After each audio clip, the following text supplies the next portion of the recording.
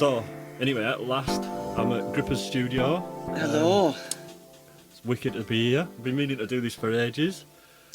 I've known Grippa since the first day I moved to London, which is a long time ago. The first day in the studio at Trident Studios, I met Grippa with his long dreads, who was like already kind of famous amongst the engineers when I got there. But yeah, I just want to know about.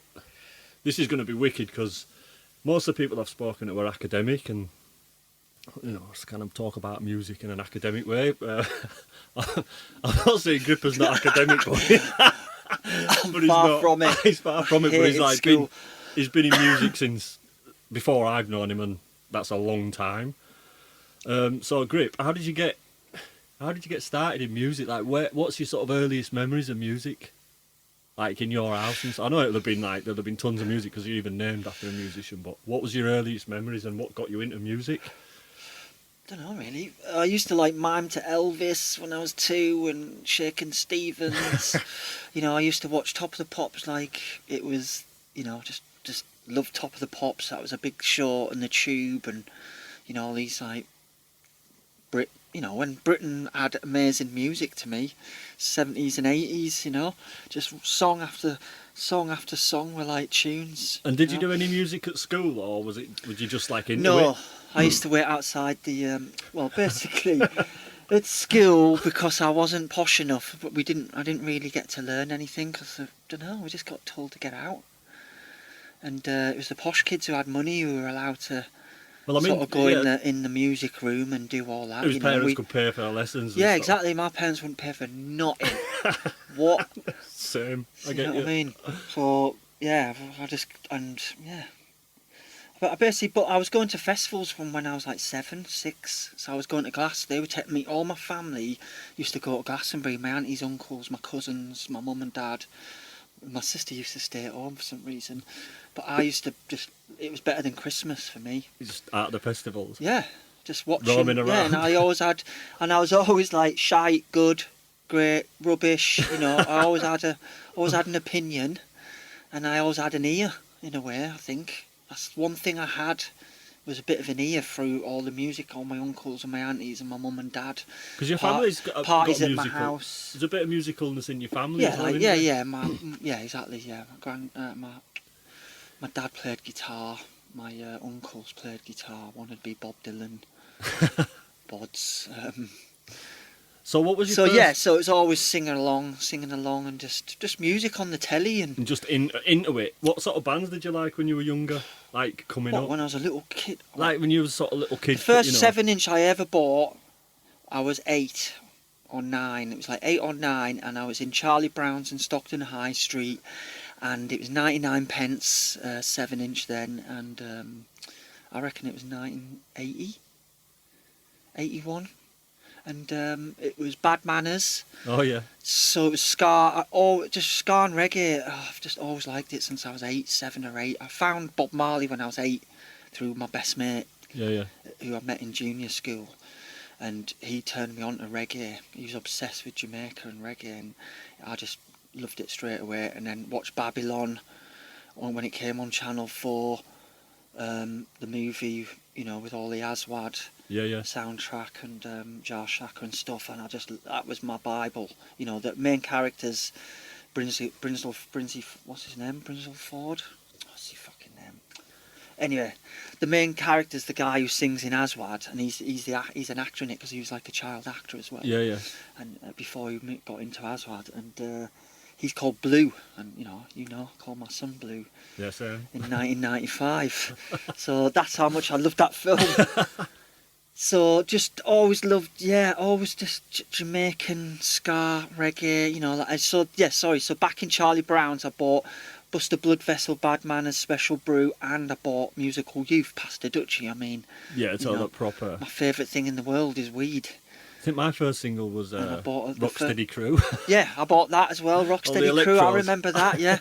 That's it, you know, when we were kids, it was, you know, one year it was Ska and Two Tone and Madness and the Specials, and then all of a sudden we were Joeys with Night Cagoules and Pumas and, you know, Night Wally Waffles, with some lino and Farrah's on and Grandad shirts and Y cardigans, and we were having burnouts with people, you know.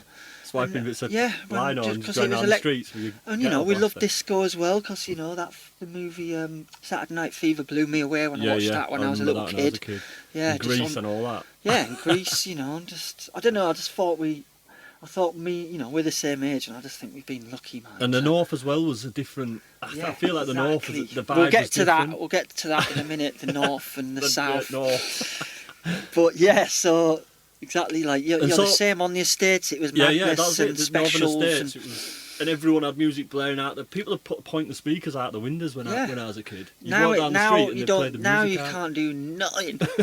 You know, we're more aware of everything, but we're sort of like more restricted in so many ways than we were years ago. To me, you know. And it seems like music's kind of splintered off. When I was, like you said, I definitely remember as a kid, everything was kind of good. It wasn't like that was split up from that. Everything was just music. You'd listen to like my sister would have Culture Club and then the Smiths. Culture Club. And then you'd listen to everything, bit of Bowie. And it didn't like you weren't going on into that. Art and Noise, what they were doing instrumentals as hit number ones. Like what the fuck, you know? I just don't know. Just loved them days. So you started off in your music kind of journey. Just started off as a fan. I guess mine did as well. I didn't really have any. I guess as well from being up north, if you looked at musicians, you kind of thought, how the fuck do you get there? Like, do you know what I mean? It was like it was so alien. You just thought they were in another world, wasn't it? Yeah. Like the whole musical world was like somewhere else, and it weren't. And you were just on the estate walking down the street. Studios back then, you had to have a lot of money to be in a studio. Like, it was another world, wasn't it, for us? Yeah, and also there weren't as much gear. Like there weren't any little studios really up north. There was like the little crap studios somewhere with a little 4-track up. Kids down here were had studios in their music room. Imagine that. I know. Jesus Christ! All I got was a freaking little recorder. Played that. Did you play from any the little box? At school? No, played recorder. That was it. I think I had like recorder lessons when I was about tried to play the old. drums. Well, again, Dad wouldn't play me lessons, but wouldn't buy me a kit. I don't know. You know what I'm like. I've got ADHD, so you know it's like I get distracted very easy. You know, but it was weird because ever since I was a kid, I loved technology. I was always the one who could do the video recorder, do the telly. Yeah. Even when I was 5, I could set the clocks and do, you know, I'd take things apart, and I'd have tape to tapes before tape to tapes came out with phone leads into like copying tapes, computer games. Exactly, and selling Spectrums, selling videos, trying to hustle some money so I could get my hash. No, but you know, and I love skateboarding as well. That was a massive thing. Same here, man. I was a massive into skateboarding. I didn't really like most of the music. It was too heavy metal, not heavy metal. Yeah, it was that kind of American past punk. heavy metal. Yeah, it was that sort of like straight edge stuff with the crosses on the back of the hand. That wasn't my vibe, but you know, I got some of them I loved. Some tracks were buzzing. Minor Threat and all that. 10% of that, you know. But the culture was there. It's like the I mean, I'm like you. I still wear Stussy stuff and that. Yeah. My culture's still from when I was a kid skateboarding. I've got T-shirts still from when I'm 17, wearing 16. Still fit me. And your skateboards upstairs. Yeah, my skateboards are all upstairs. Yeah, you know, we're big kids, aren't we? Really? Yeah. But well, I think that's the thing, man. I think we were we've stuck at being like 8 or 10 years old. Yeah. But that's what you've got to do. So how did you? Because I sort of followed a normal path. I guess I was like, you know, followed an academic path at school. I wasn't really into music till a mate of mine. Like, I remember they got a drum kit at school, and I didn't even do music, but there was one music lesson, and I just fucking leapt on the kit. And that was it. I was like, oh man, at some point, I'm probably going to play music. Yeah. What made you, what was the leap to sort of being, because I know you didn't come from a background as much as a player like I did. But because you came through the studios, man. But how did you what was your path into studio work? Because what did you do at first? Like did you have like a job at first before you came into studios up north? Or did you just come? What do you do? So basically left school, hustled from, shouted into a clothes shop because I was pretty cool, dressing and all that. So I was like 15 and I got asked to come and work at like the Saturday job. So I started there. Then another better shop got me. Then I was working. Then I was like, it was basically acid house as well. Yeah, you know? that was all kicking off. Wasn't it? So it's acid house and then proper raving, but like, 89. Late 80s, 88, 89, 90. 88, yeah, exactly. And before that, I was breakdancing. Yeah. Completely breakdancing. Trying to do graffiti, I was pretty shit. Trying to spray on the walls.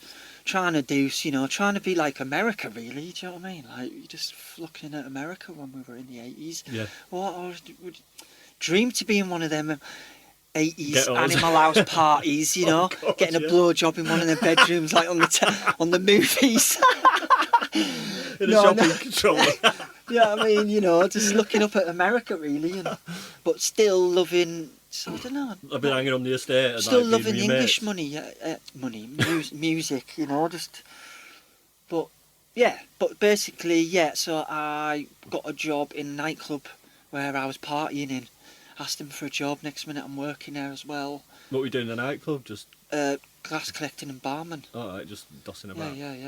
And then partying. I took about, I reckon, between 15 and 18, because 18 was when I came to London, 15 was 1988, 89, and I took about 300 acid in them, probably in that 3-year space. Because I remember like the acid house. 3 or 4 times, because I couldn't afford an E. I'd have a few E's, but it was £25. Yeah, it's 25 quid an E. And I remember and before even E's came out, I remember going to the clubs and it'd be all about acid. And then the E's came out and I remember took the first... Take 5 acid and just dance my arse off. Drink Lucas. I used to love it, I just loved all that. I immersed the music was myself brilliant, into it. wasn't it? Yeah, exactly. The culture was wicked, the music was great, the vibe was really good. It was kind of like punk, but like, again... Yeah. And that's kind of what got me into music, man. Cause it was 1989 was like 1969 revisited, Second Summer of Love. Exactly. It was probably better. Yeah. Do you know what I mean? Because I don't think it was that great in 69, I reckon. Don't know.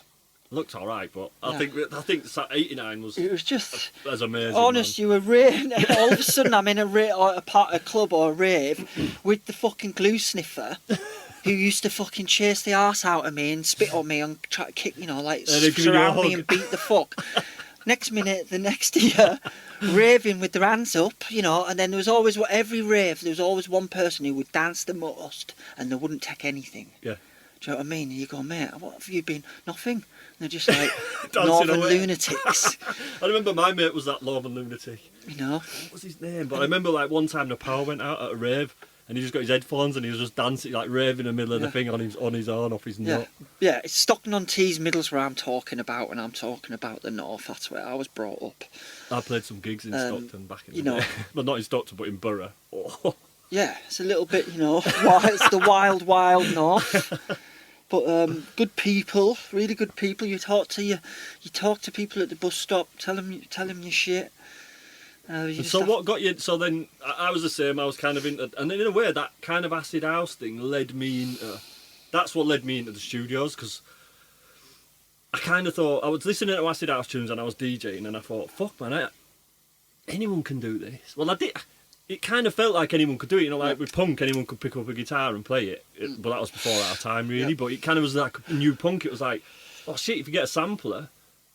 Or if you can get... I remember we were on the dole and we managed to blag our way into a studio cheap because we were on the dole and used a studio. And that's how we started, made a house records. But what led you into a studio then from being into that, from that sort of side of your life? Getting wrecked and working in clubs. You were fucking joints. Oh, sorry. Have a good cup of tea. The quick scenario was basically 1991 raving started getting dodgy, the bouncers started, the vibe started changing, the bouncers started taking over the drugs and taxing and people taxing and just all that horribleness, and then just everything, and then the music changed. And then my best friend died in a car crash, and it just spun me out. The guy who got me into reggae, Lee Payne, he was called, and he don't know what he was doing. I think he was skinning up, man, driving, and his car. Anyway, he flipped over, broke his neck, and I literally thought, why wasn't I in the car? Why wasn't I in the car? I should have been in the car. I should have been with him. And it was just an awful time. And I went off the rails. Went out with this slag for like a month. Took absolute loads of E's and drugs. And then I went, I'm going to Europe. And I hitched me and my other mate, hitchhiked from up north down to Isle of Wight. Did some flower picking. Fuck's sake. I had 70 quid. When I left 70 quid and you're off to go to Europe. he had some 250 quid, my mate, and I had 70 quid, and we got the 1-day ferry return from Southampton, Portsmouth to somewhere it wasn't Calais, it was somewhere more in the middle, I think. Can't remember. I mean, was it? Yeah, anyway, we got off. Anyway, got picked up by some weird dude who was trying to frickin' bum us, showing us like weird. Oh, it was awful. We had to jump, get out the van, get away. Anyway, that's another story. Got to Paris, stayed in some campsite, wandered Paris for ages, looking at the girls, never bloody pulled. And then went to Belgium, boring as fuck it felt. When I was 17, 18, Belgium lads telling us to get the fuck out of here from Brussels, like, go home.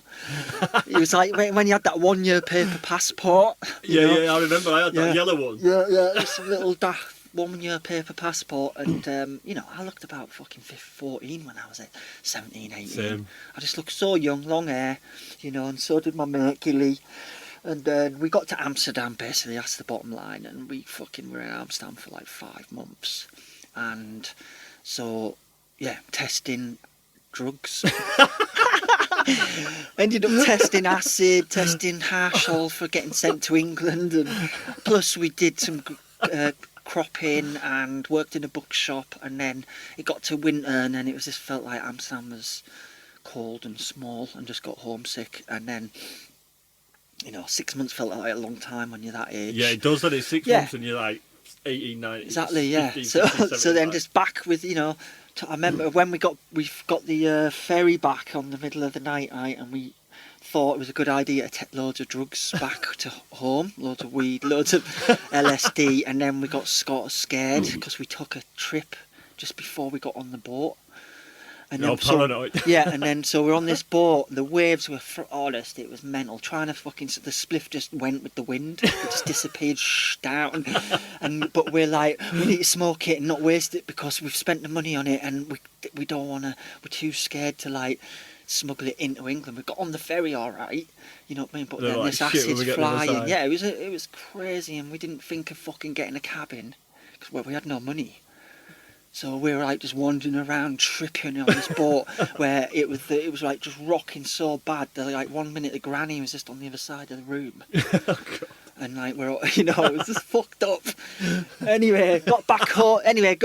Got back home, and it was back in the clothes shop, back in the fucking nightclub. No, I don't think I was back in the night because it had shut down. The Havana had shut down by then. Anyway, back there, and I'm back in this clothes shop. Oh, the days, this feeling like it was forever, and my mum going nuts with me. And I actually, before that, that's another story, but I went to court for attempted armed robbery when I was 17. What happened there? Some bullshit. It was bullshit. Police setting you up, man. Police used to stitch you up north. Trying to set me up because they tried to get me for some drugs at school. Some kid got caught smoking, said he got it off me, and he didn't. And I didn't find out for years later. To get out of it, he's like, Grippa, saying my name. So then they had the eye on me, and the headmaster rung the drug squad, basically. And I was coming there one day in the morning on the bus, and it was a public bus, and it was a 10-mile. Remember, I lived in this little tiny village. Yeah. In the middle of nowhere. So it was 10 miles to this town to go to this sixth form college. It was a sixth form college, so yeah. So this was 89. Stone Roses had come out, NWA's come out. Yeah, you know what I mean? Yeah. It was music was great. The Cure, were tune after tune. It was like the charts were just full of your favourite, the Stone Roses. Wicked, they were Barney and Brown and them guys. Oh, that documentary was good, wasn't it? I just watched it for the first time. Which one? The one what Shane Meadows did. Oh, I haven't seen it. I've not seen it yet. Haven't you? No. What? I haven't been watching telly. What a I'm too busy. documentary. Anyway, that's I watched the another Beatles one, but anyway, go on. So what am I doing? Yeah, so I'm back up north, right, and I swear down on my life, right, I'm in this clothes shop. I can't remember what day. I think it was Saturday. We had to hit targets. Anyway, I'm dancing around in this clothes shop. I don't think it was Saturday, actually. It was another day because it was quiet. And then this woman who I'd never seen, this little old, like, are you allowed to say gypsy? I'm saying gypsy. Some little old gypsy woman comes in and she tries to go past where she's allowed, allowed through the door. And I was like, whoa, whoa, whoa. And I reckon I was about 15 foot from her. It's quite a big shop. And I was like, you're not allowed to go in there. And then she turned around, she goes, oh, I'm going to see Gary, your boss. And I was like, what are you doing, like? And then she's like,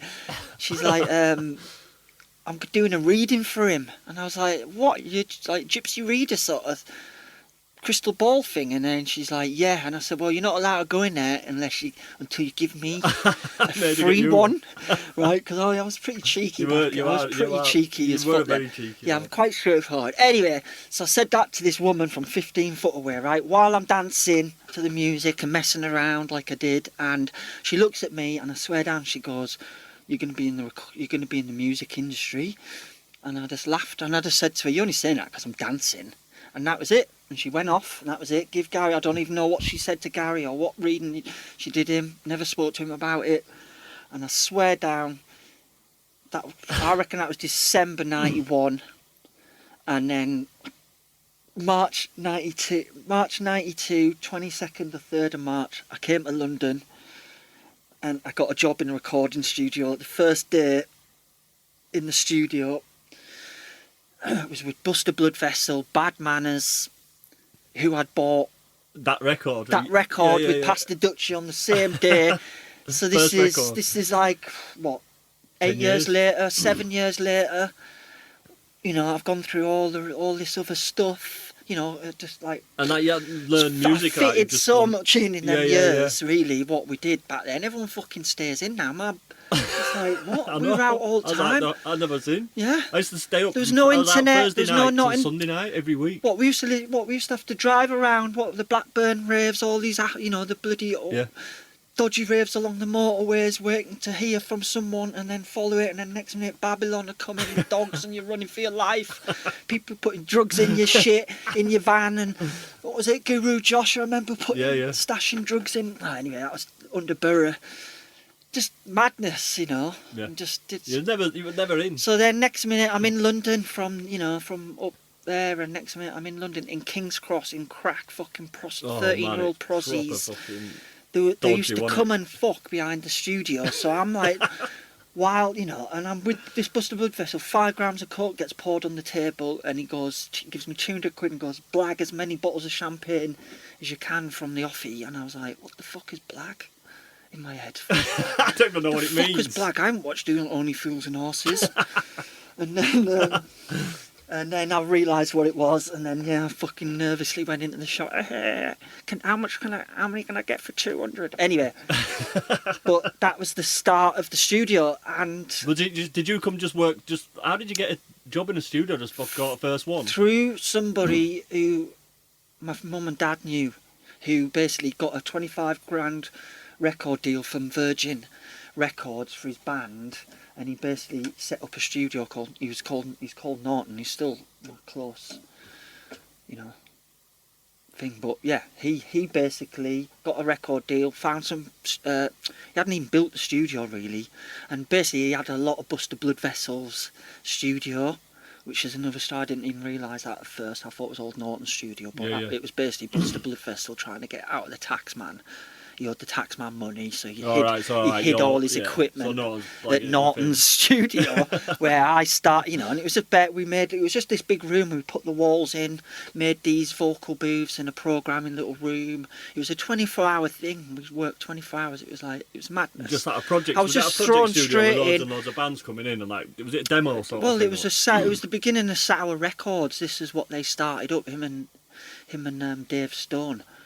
Norton Blue and Dave Stone started this Sour Records, and that's where Shy FX was got involved with it, and it was MJ Cole, Elizabeth Troy was one of the first persons I meet when I came to London the first day. And I bet went you to were the just George like, Roby in Finsbury Park on the first night and seen. Because I know what you're like. You're just like, yeah, cool. Hackney. That's where we hung out. Hackney, Islington. Did you live in a squat? Yeah, I was squatting. Came down, got in this squat. Free electric, free gas. Fucking massive 5 floors. Duncan Terrace Angel. Had one of them for 2 years, and we had this Buster Blood Vessel party. We had a mad party for this local drug dealer from Hackney. He was like our friend, and it was wild. It was wild. It was that wild that we had to move out of the house.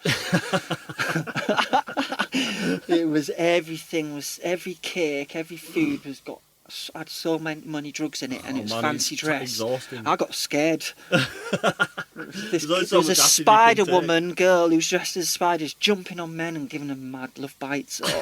I don't know, it was weird. I can remember coming downstairs at like 11, 12 or something, and there's a skinhead with a ballerina dress on. And my ghetto, I was like, oh, I hope my ghetto blaster's still there. No one's napped it, and they come down, and there's my ghetto blaster, right? And I swear down, it was just on the loudest. It was on full volume on crack, just. Yeah. And this fucking skinhead with a ballerina dress was doing just circles. To white noise. With mayonnaise and feathers everywhere. It was just fucked. It was fucked. It stunk from Angel Tube. You could smell our house. That's why we had to move out. When did you get the name Grippa? Because he's not so your name. So the name, the first day coming, to London, I always wanted to have a little start somewhere. If I started somewhere new, I wanted a nickname anyway. Because then for the police, so it's harder for the police to know who you are. Who's a group. It's a lot harder to know who that, So anyway, Buster Blood Vessel, Bad Manners. I don't know if it was the first day or the first week or days, but I was a lively lad, and I used to go, shut the fuck up, I'm fucking hard, I'm from the north, and I'll knock yous out, you fucking soft southern shites. I used to say that to the Buster Blood Vessel and Smiley Dave and Russell and all them. And they sort of, and then basically I never used to pass my joint because I didn't have any money, and I got paid in weed. At that point, I think I got paid in weed. I think I was smoking half an ounce a day then when I was at that age, and started the studio. But so basically I never passed my joint, or passed it right at the end, and then they went, "You're fucking Grippa, you grip a hold of that spliff." Because, that was it basically. And then everyone cracked up laughing off the nuts on coke. And so you just they were drinking Buster Blood Vessel would drink a pint of tequila in orange.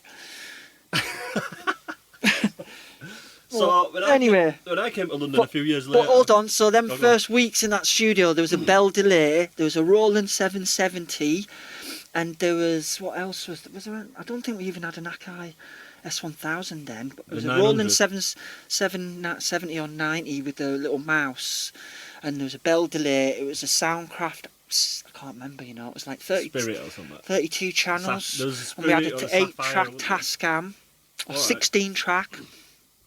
It was all Busters and some other stuff I can't freaking remember now. Fuck, what else was there? But I just got that Bell Delay, and as soon as I got it, I was dubbing. Did you start off assisting? I didn't even know how to do it, and I was doing dub. What did you start off doing, like assisting? Yeah, so I was assisting there. Yeah, exactly. Yeah. Well, I mean, it was only Norton who could run the equipment, so he just taught me, and I was the only other person there. So you just... Yeah, so that was it. So it was just like to learn quick. So then I learned how to do urban. So it was basically from March '92. All of a sudden I'm like, happy house, not happy house, but garage and original garage and all this cool, like Voodoo Child and all this, all the cool stuff. All of a sudden it's happy hardcore in London, and it just changed over like really fast, Captain. And I was like, what the fuck is going on here? And that turned to jungle, which to me was better because it had loads of reggae in it. Then it's got so then beat. Half of it was reggae for me, but double timed with the beat and stuff.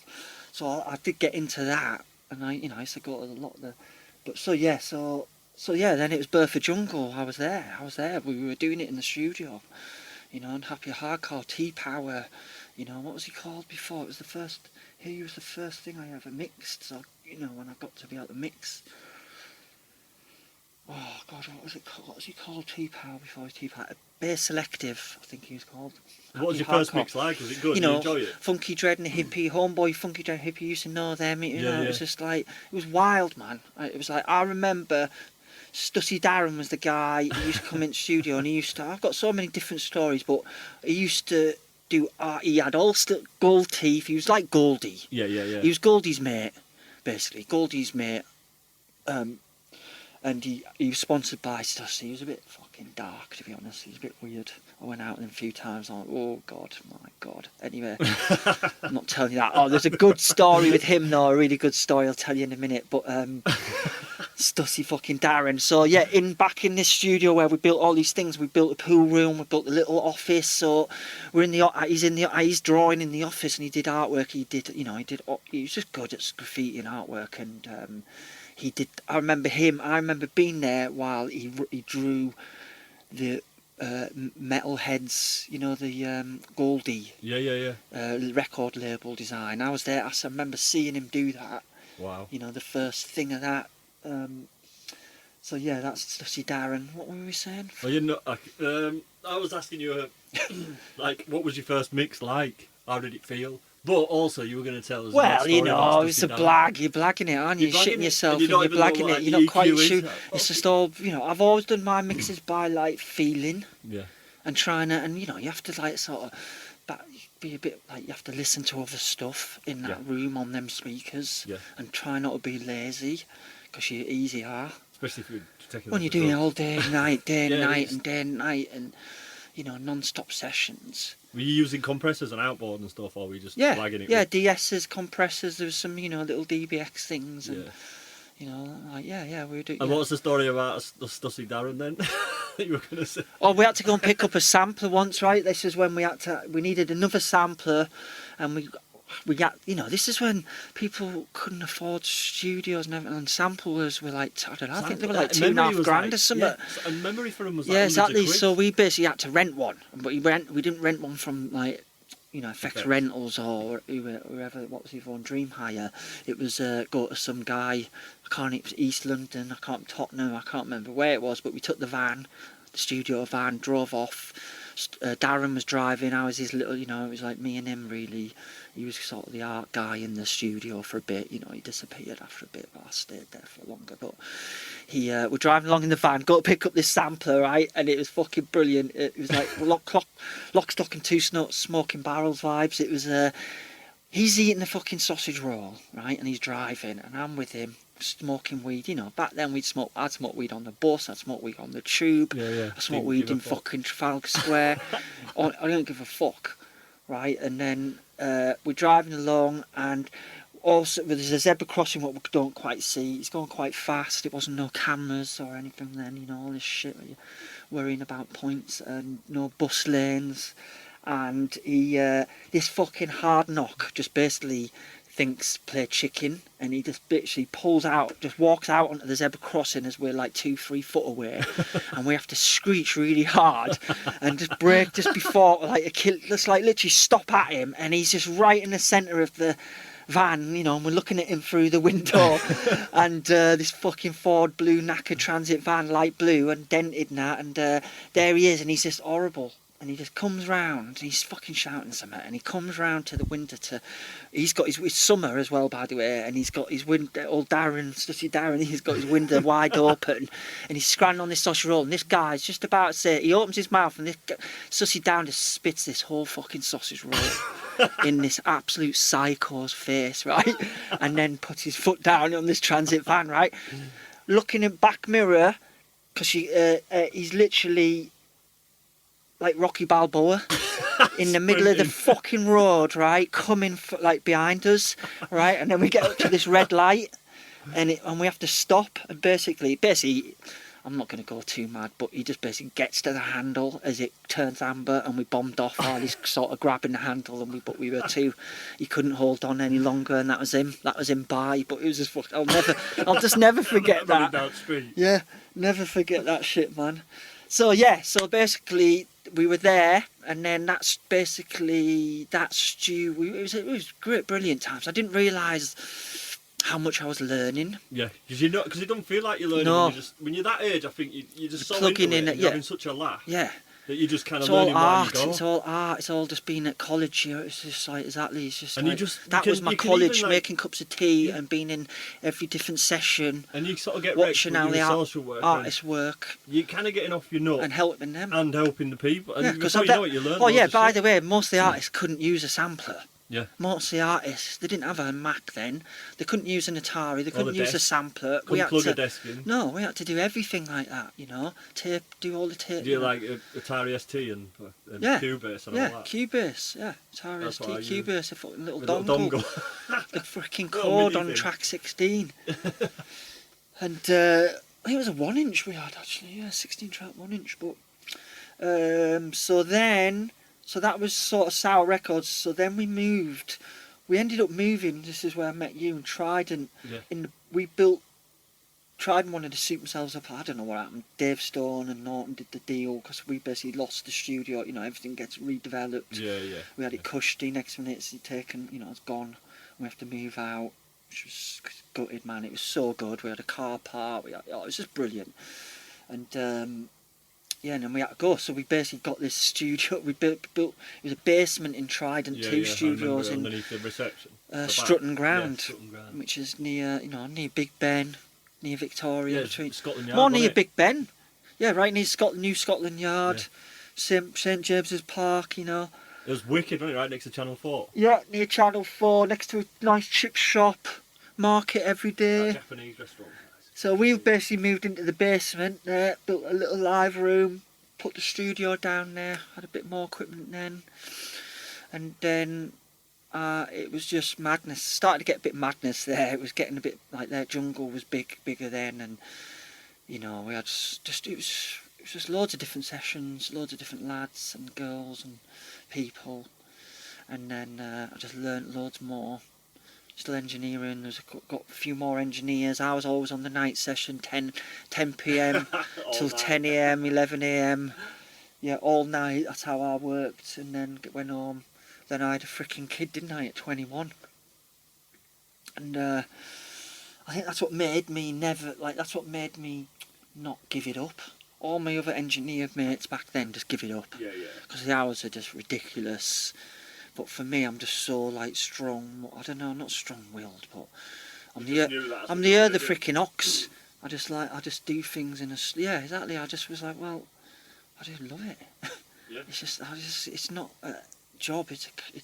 It's like life, isn't it? It's a career. It's a lifestyle. I was like on the same path as you, just coming in a different angle. Yeah. And by the time you were at Trident, so I came in and worked at. So I was down there in the basement with it was. But when I came down, I think Adam Hunter. Gone. I think it was like. So yeah. Bluey in that there when I came. No, Bluey had the other room at the back. Remember, he had his own little programming room. Incognito Bluey, Jean-Paul Monique. He took me under his wing basically a little bit. Him, but yeah, basically Andre Shyfex, he became an assistant who basically, he was one of them assistants, you know, you can see it from out a mile there. He was an assistant who was only there to make his own music. Yeah. You know, not like me, I was an assistant to be an engineer, to be a producer, then I've become an artist after all of that. Yeah. But you know, like I didn't want the fast route, even though I just wasn't talented enough, so I had to, I don't know, it took me. So not talented enough, but just, that's a bad word, but just, it's just the way I work. I just like to, now I know how to make a song without trying, just from all the experience. Yeah, exactly. And like learning the craft. And not being, I can play keyboards a bit now and stuff. But like as a musician, did you? Exactly, but a lot of lads start off as musicians like me and stuff. Exactly. Come the other way into it, sort of thing. Exactly. But I did it more technical into. I know. But I was just very similar to you, man. Someone asked me. Could you engineer a record? And I was just like, oh yeah, I can do it. And I didn't have a clue. And I remember going to a studio and just acting at a blag. Sit down like I think it was like an AMX board in Huddersfield and like blag out a mix of record. Do you know what I mean? Like, I was very similar to you. But I really wanted to do it. I think it might be quite a northern way of working, or it was at the time. You just wanted to get in and work. Well, you just want to fucking do your best. Yeah, because you just think, my God, how am I in this position? Yeah. Like, where have I come from? Who's doing this up where I'm, what, my school or my friends, or, you know what I mean? I'm like all of a sudden in like this. Hanging out in a fucking air studio. Yeah, you know, and this was all tape machines, this was all samplers, this was all the end of the old days, I say, you know, that's how I say them with days. The proper, like, lining up tape machines. Yeah, and all that so, yeah, but before we go up to Trident 2, into the big SSL, with the great live room with fucking amazing bands all the time, which you probably, I was so stoned all the time, I can't remember half, just, like, really it's so vague, but basically, I was still downstairs engineering, and we got into Trinity, and I remember a couple of sessions I just want to say about really just quickly is one was Melly Mel, White Lines, you know, White Lines. He came down because Keith LeBlanc and Doug Wimbish, they're the Sugar Hill gang. Somehow they used to be around a lot. Doug Wimbish, it was more the drummer.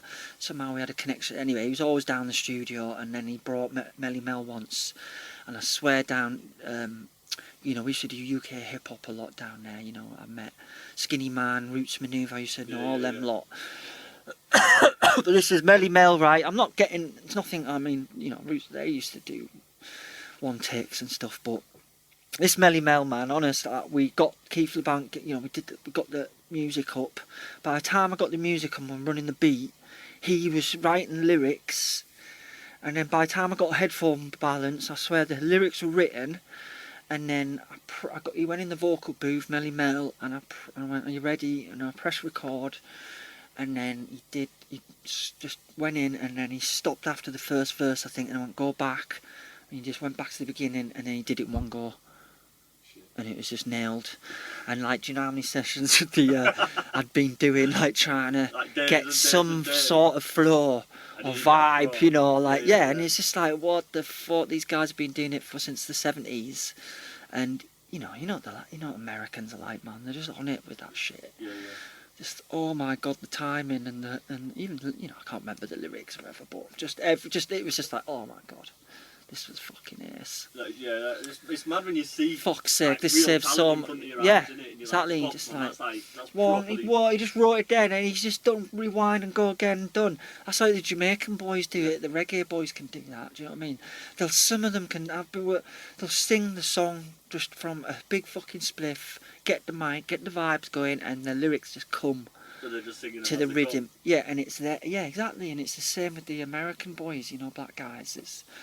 It's like that, you know, a little bit more maybe put to, you know, but no, it's not, it's the same shit. Yeah, and it's in a different format. People. I remember, so how did you end up upstairs at Trident then? So, because when I first came, I think you were assisting at Hold on, so let me quickly tell you one more little funny story. Shy Effects, Audrey, he was the assistant, as I said, he didn't really, he just wanted to be there. He'd done Gangster Kid, and he sampled, I want to be a gangster. What was it? Gangster.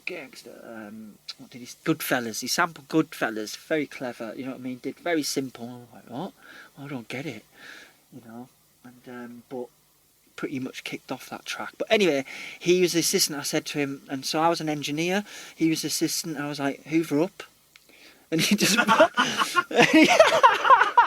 And he fucking wouldn't hoover up, right? So me and him went face to face. What? Not hoover up, fucking hoover up. What you here for? I'm not fucking hoovering up. And I've done my time hoovering up, you know. And he just wouldn't hoover up because you know, also needed blew up after that, you know. Yeah. He's not going to do the hoovering. He wouldn't do the hoovering, but that was a quick little funny story. Yeah, me and him face to face wouldn't do the fucking hoovering.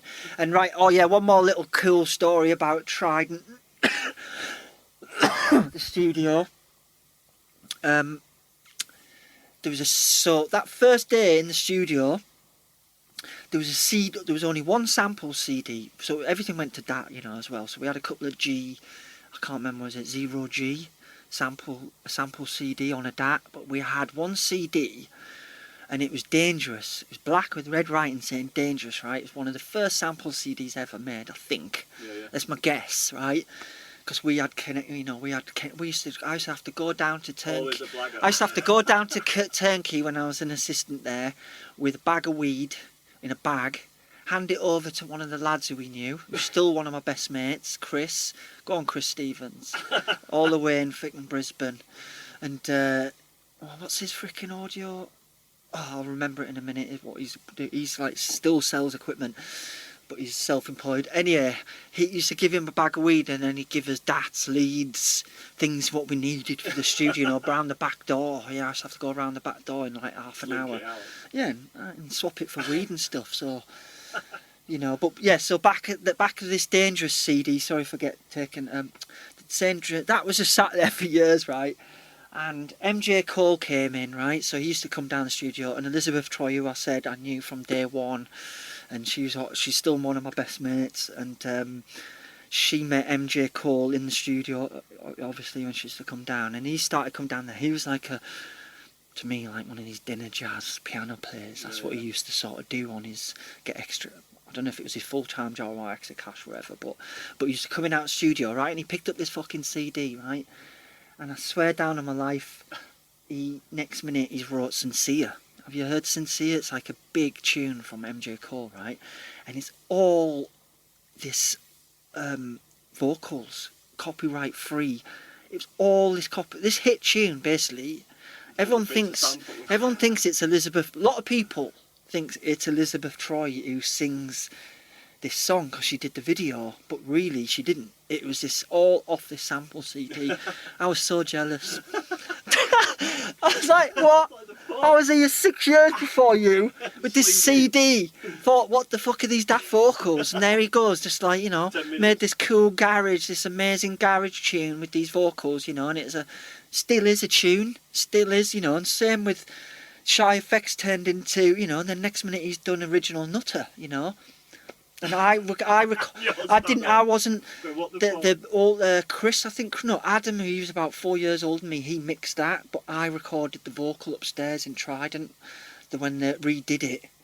They did the 12-inch, but then they redid it, did it a better mix. Shy Effects wanted a better mix, and the vocal, UK Apache wanted to re-sing it, so I remember recording that up in Trident with the better mic and all that, and so I was involved in that, but I didn't bloody mix it, which was gutting, because that again is like one of them tunes, you know, what's still anywhere you go, if that drops, that's like a fucking tune, you know. It's such a tune. Anyway, so we were all involved, you know, it was all in our that time down there. And then basically I'd had a kid, Blue. My girlfriend was an absolute fucking nightmare and told me to get her life sorted out, and you know, and so then I had to sort of step up, and I was like, you know what, I'm sick of this unprofessional shit in this fucking not half-assed studio, but I was looking at vibe, I was looking at the SSL going in the live room going, it's time for that now, come on. So then I sacrificed engineering to become a professional assistant tape op.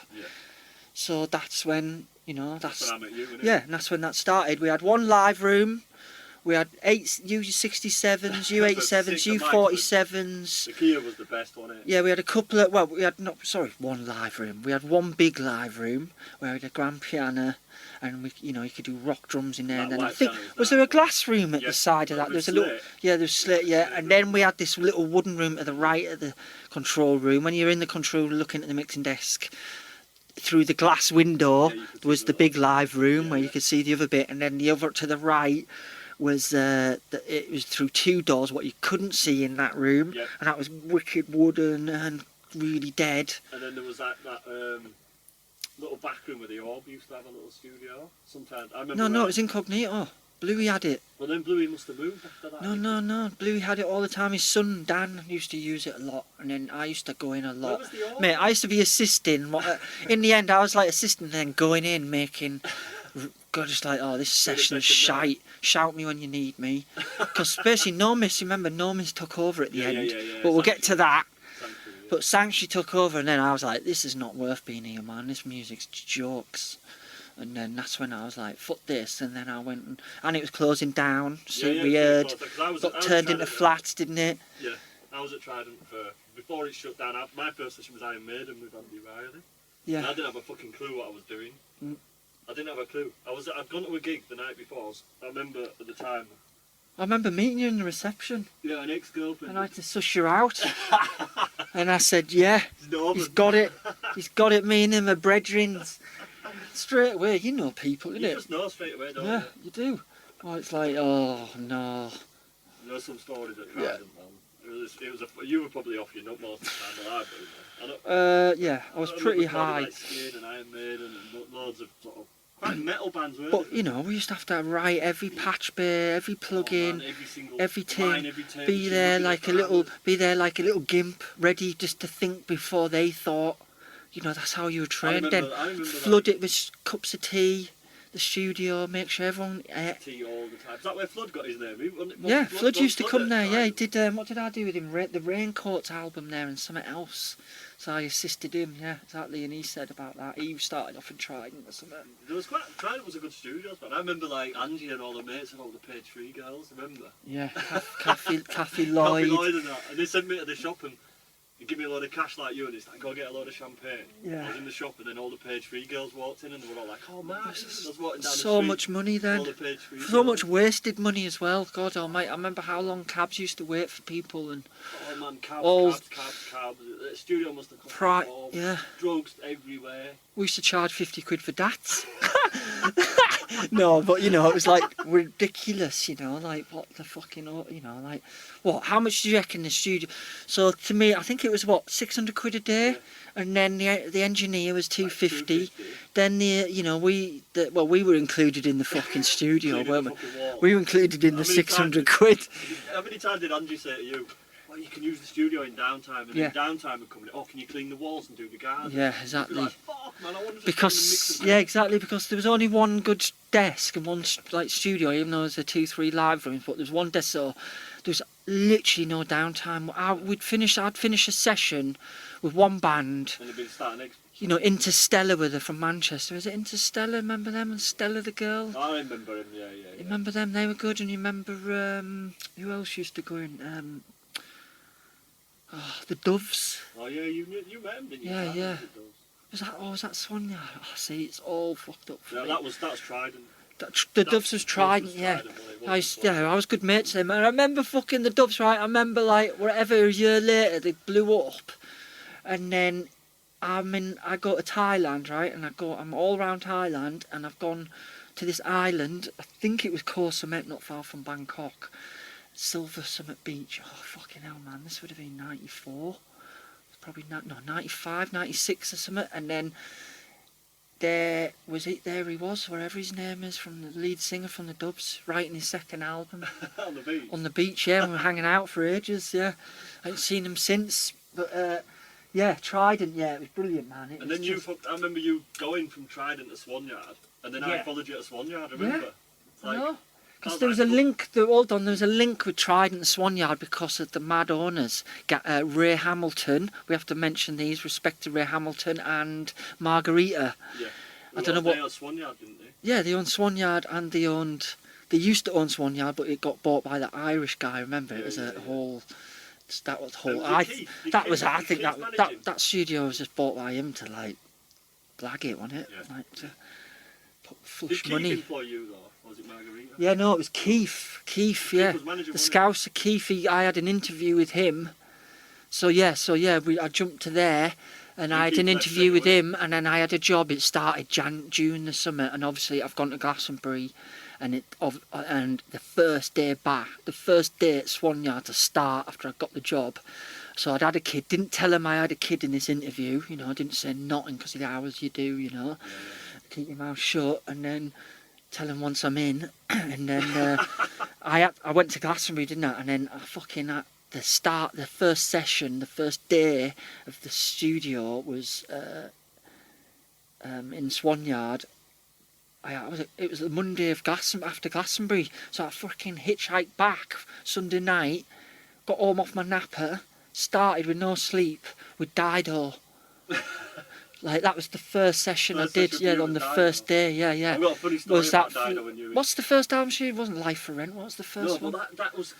So we were there, basically, we were... At the start of it all, yeah, exactly, when the demos were made. So I met Rollo, met Dido, Sister Bliss, So Dada was singing on Faithless. Rollo and Faithless and all them had a studio up in the attic. Yeah. You know, and then it was Matty, the drummer, Skinny, yeah. Pauline Taylor, Paulie, Rob D. Yeah, right, that was a little bit later, but that's the first. Yeah, exactly, and that was the first day. Dave Nally and all yeah. that, wasn't it? But that was a bit better in a way, even though there was engineers, there was assistants, it was a lot more oiled. More sort of organised. Yeah, but because we forget to say Trident 2, it was great, but it was literally a fucking nightmare for us because every lead didn't work, patches didn't work. It was lined up to shit. Yeah, everything was mental, you know, like on the technical side, but it was a vibe. Yeah. There was a fucking wicked vibe, and the sound was great in there. And yeah, I'll let me quickly go. I used to like do beginning of my Hempolics, like before, you know, trying to make rhythms then, and on the downtown Trident on the big massive, what were the speakers, Dino? No, it wasn't Dino. And I used to blow them. The tweeters. I used to blow the tweeters and then not tell the next band, say fuck all, because the next day it'd be like, yeah, I remember, and then it was my mate, I've become really good friends, Ron Aslan, I think it was like Baba Mal and what was the session then? I think that's when Brian Eno came down and did some stuff on the Baba Mal album with this engineer Ron Aslan, who's still one of my good friends. And what was my point? And I didn't say nothing about the speaker because I got told if I blew any more, you got to pay for it. And I was like, I can't fucking pay for it. I got a kid. I'm on 50 quid a day, by the way. Yeah, I need to tell you all that. We were on £50 cash. Yeah. Do you know what I mean? And we were doing 12 to 16, 17 hour days. Before anyone else. And finishing up and going home at 4. Yeah. And we'd be back in at 10. Yeah, exactly. So you'd be that sofa. I used to sleep on that sofa upstairs in that, you know, in that pool room. No, it wasn't in the pool room. The sofa was in the TV room. I had enough wanks in that room.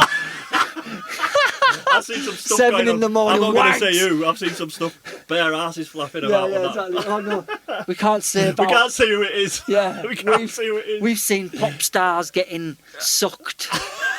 I've seen pool balls in condoms stuck up Rozzie's fannies.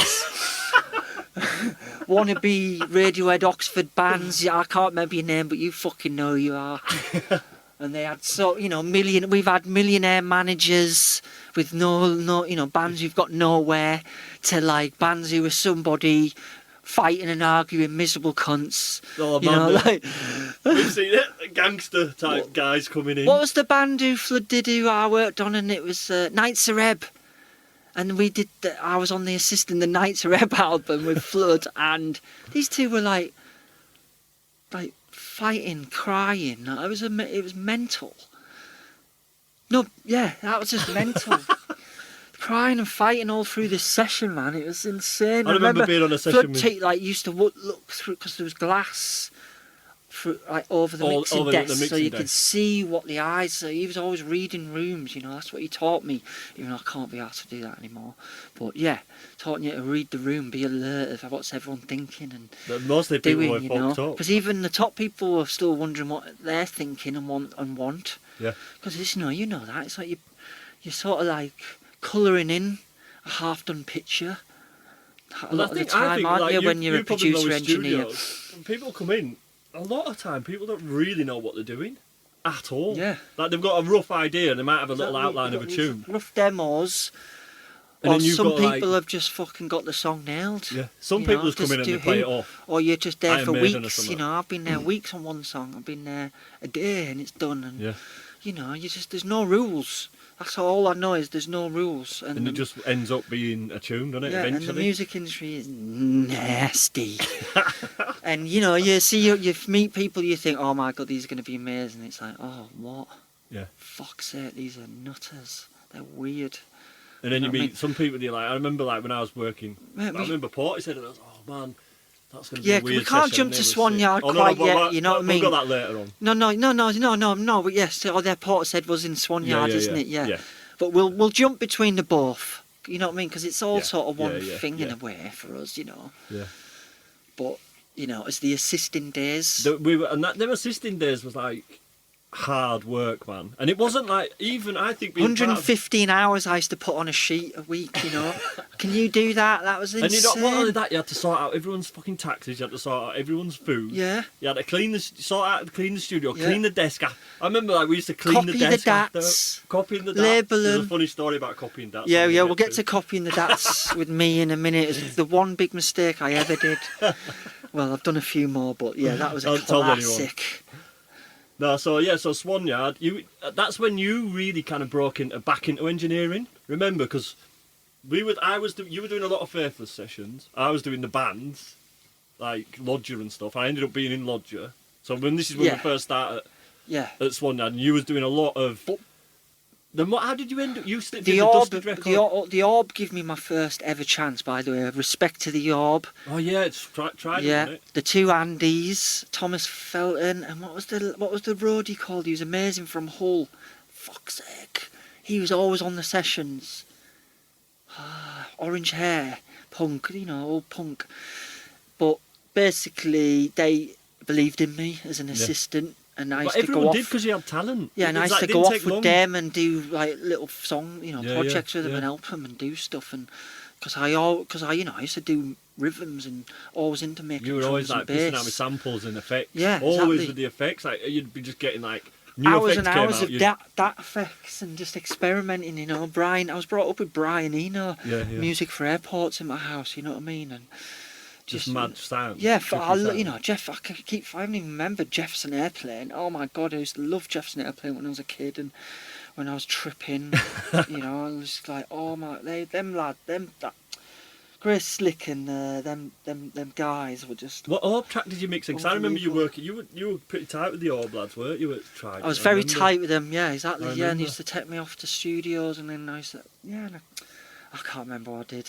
But then we all went to Swan-Yard and that we were back to assisting again, weren't we? But the Swan-Yard was pretty good at letting you do it.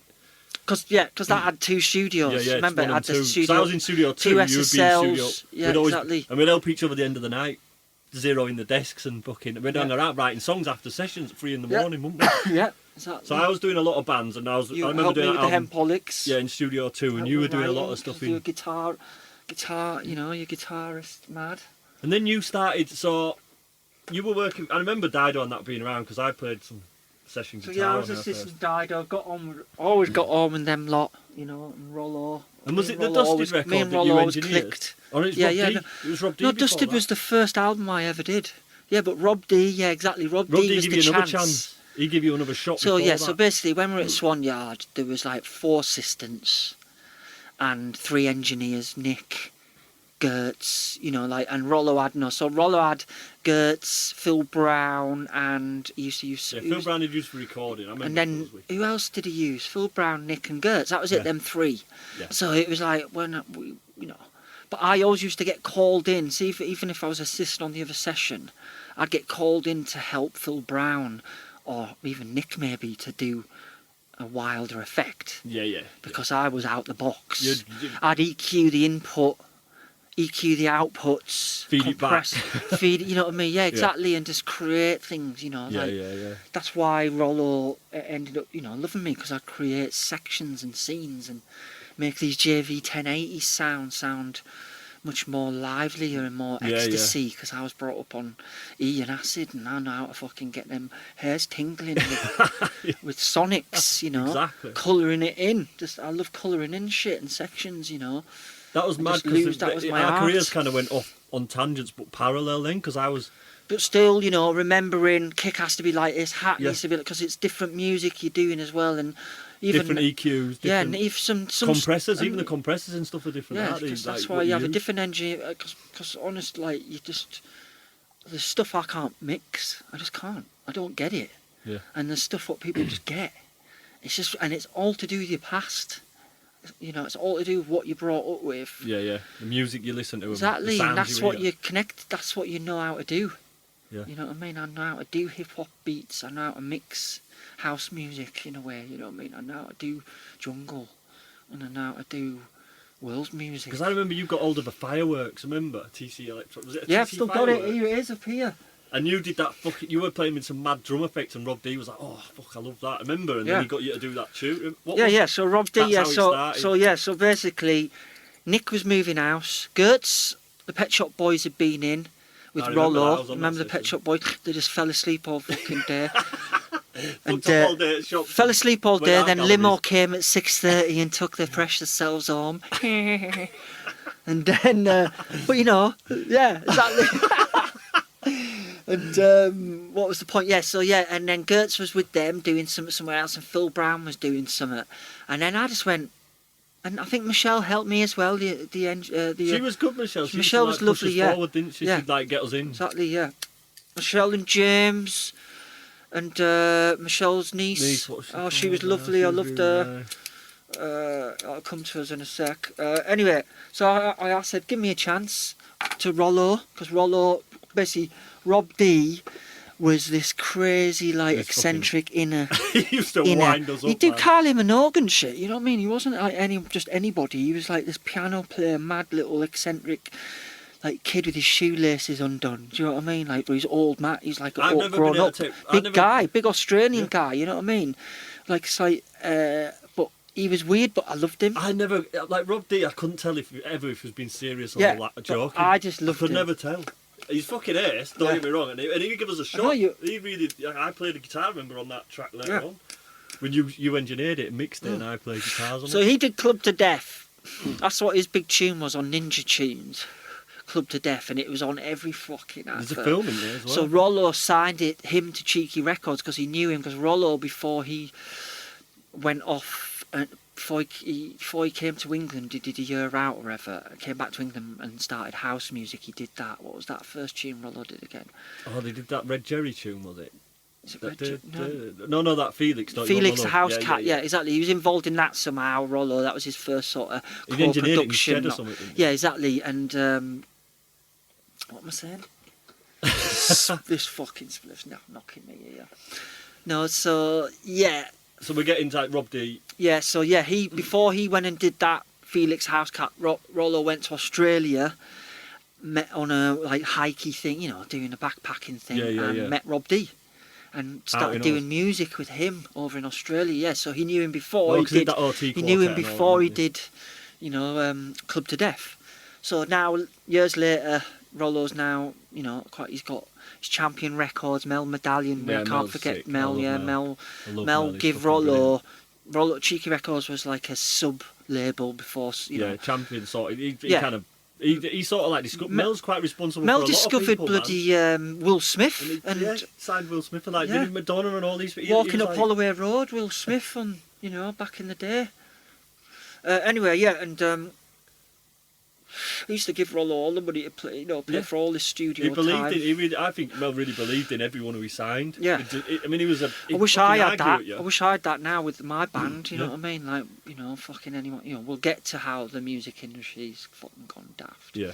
But this was the good old days. Vinyl was selling still. Tapes were there. And you could CDs. Get an advance, yeah. You could live on it. Yeah. You could survive on a fucking 10 grand. You'd have 3 10 grand advances, and you'd have a little deal here and a little deal there, and you get if you were clever, there's still people who got them robbed. Yeah. Like Stone Roses, loads of people still got hammered. You could work in music, couldn't you? We could work in music. We weren't rich, but we could work in music, you know what I mean? Exactly.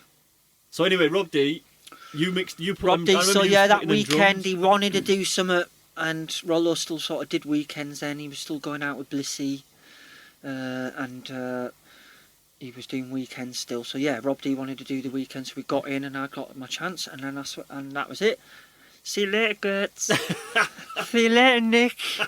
See you later, Phil Brown. Not see you later, but I got Phil Brown was doing the recording.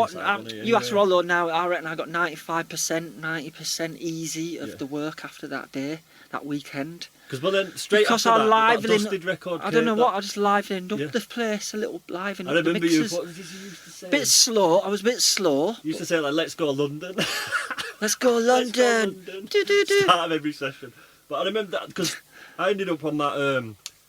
That was pretty early days, and I'd been playing with Lodger, and then I think you were doing Assisted on Dido, and I assisted on Dido, and then that, yeah, and all that. Remember Eminem? Eminem, the next minute, yeah, exactly. But then how did we Dido get was to Dusted? Because that was pretty soon. That was like right then, wasn't it? The Dusted record. Rollo had to do a Dusted record to get. Yeah, was to that Go Go Beat. Beat? Yeah. I think he had like he had a deal where he had to do an album and he needed to get it done. I don't know. Rollo can tell you. It was with Ferdy, and we had like ended up a going couple of out months. Remember, and it was you were engineering it. I was assisting on it and playing all the guitar, and we just get smashed every night and just fuck around doing. Rollo just used to let us have free reign of mad effects and stuff. Yeah. That was and sick. then rein us in. And then they come in the next day and go, "What the fuck you two idiots been doing?" Yeah. Or like, no, this is amazing. Or yeah. Oh yeah, like I'll have that, but that's shit. Or... But then you start knowing what they want and how they work, and then you know. But that album was great because we were just in the studio for like 3 months together, weren't we? Yeah. I'd be playing guitar 1 minute, and then we'd be getting vocals and putting them on cassette and putting them back in the computer. Yeah. Yeah, exactly, and it was tape machines still. Yeah, lining up tape machines, loads of making samplers. cups of tea. Yeah, plugging in. Rollo used Rollo used Creator, didn't he? Magic Logic when it went downwards. And we had to plug. Remember the start of every session, you'd be patching fucking MIDI cables for about a week. Yeah. Remember, everything was there was no like samples. I bought an Akai MPC 2000 when it came out. I can't remember what year it came out. And that's when that was my first ever thing I ever bought because I couldn't afford anything because I had a kid and it was just shit money. And that's when the Hempolics started. So at the end of them sessions... Yeah, exactly. The MPC was the start of the Hempolics. I remember like we'd do sessions, we'd be recording with people, Paulie or whoever, I remember, and then we'd stay in all night because we'd get downtime. Yeah. Like from 3 in the morning, we'd be there till 4 or 5 in the morning. What they've done, and it's a new song, so we can just mess around because the next song's a new song. That brings me to the assisting on Dido fucking story. Oh, right, with the dats. Yeah, so one of the worst things I ever did as an assistant, I was so tired. I was on lunch. They had these shitty Sony little black dats. Two of them together, but we only had one DAT machine in the studio, and it was just like we had to get the master, come out, put it into the top DAT, the bottom DAT had the blank one, and then you'd record. So, I'm getting feisty, I know this job really well now, I want to be a fucking engineer, and why aren't I, until the day when the weekend happened when so just before. Yeah, it was before that, and then, you're like, fucking hell, is this going on forever, when will I ever have this break I need, I just think it's weird how things are. It is weird how things are. Anyway, as I say, I've always met with the people who... It's like you're meant to have worked with them. Yeah. You're meant to have met them. I was meant to have met Rollo. I was meant to have met Bluey. I was meant to have met the Orb. Yeah. I was meant to have met Norton and and all. Yeah, exactly. And Rob D. And you just meant to have met. It's always. I don't know. It's just weird. Anyway, so Dido's first album. It's gone to that. It's 4 in the morning. I remember helping you break down the studio before you'd done the DATs as well. Yeah, because we used to usually do it after. We just went, exactly. And we just went, fuck yes. Because it's the end of the session. Yeah, break down the studio. It's a new thing tomorrow. And so we just tore down the leads, zeroed everything, zeroed the desk. I think we zeroed like even some effects and stuff, like EQs and compressors, because we were that anal and we used to put little masking tape on stuff right in the channel. So the engineer knew the fuck out. Right now, if somebody starts naming shit, I'll be like, what are you doing? What a waste of time. I know that's on that. Yeah. Come on. You know what I mean? But, and and sometimes after you have to say as well, back then, engineers didn't want to really teach you much. They were fucking tight. There wasn't many engineers. Some were good. You had to just sit quiet and fucking watch. Yeah. And then, but, it's like you wanted hands-on. Who was it? Which engineer was it who was an absolute cunt to you about coffee? He said you made that too quick.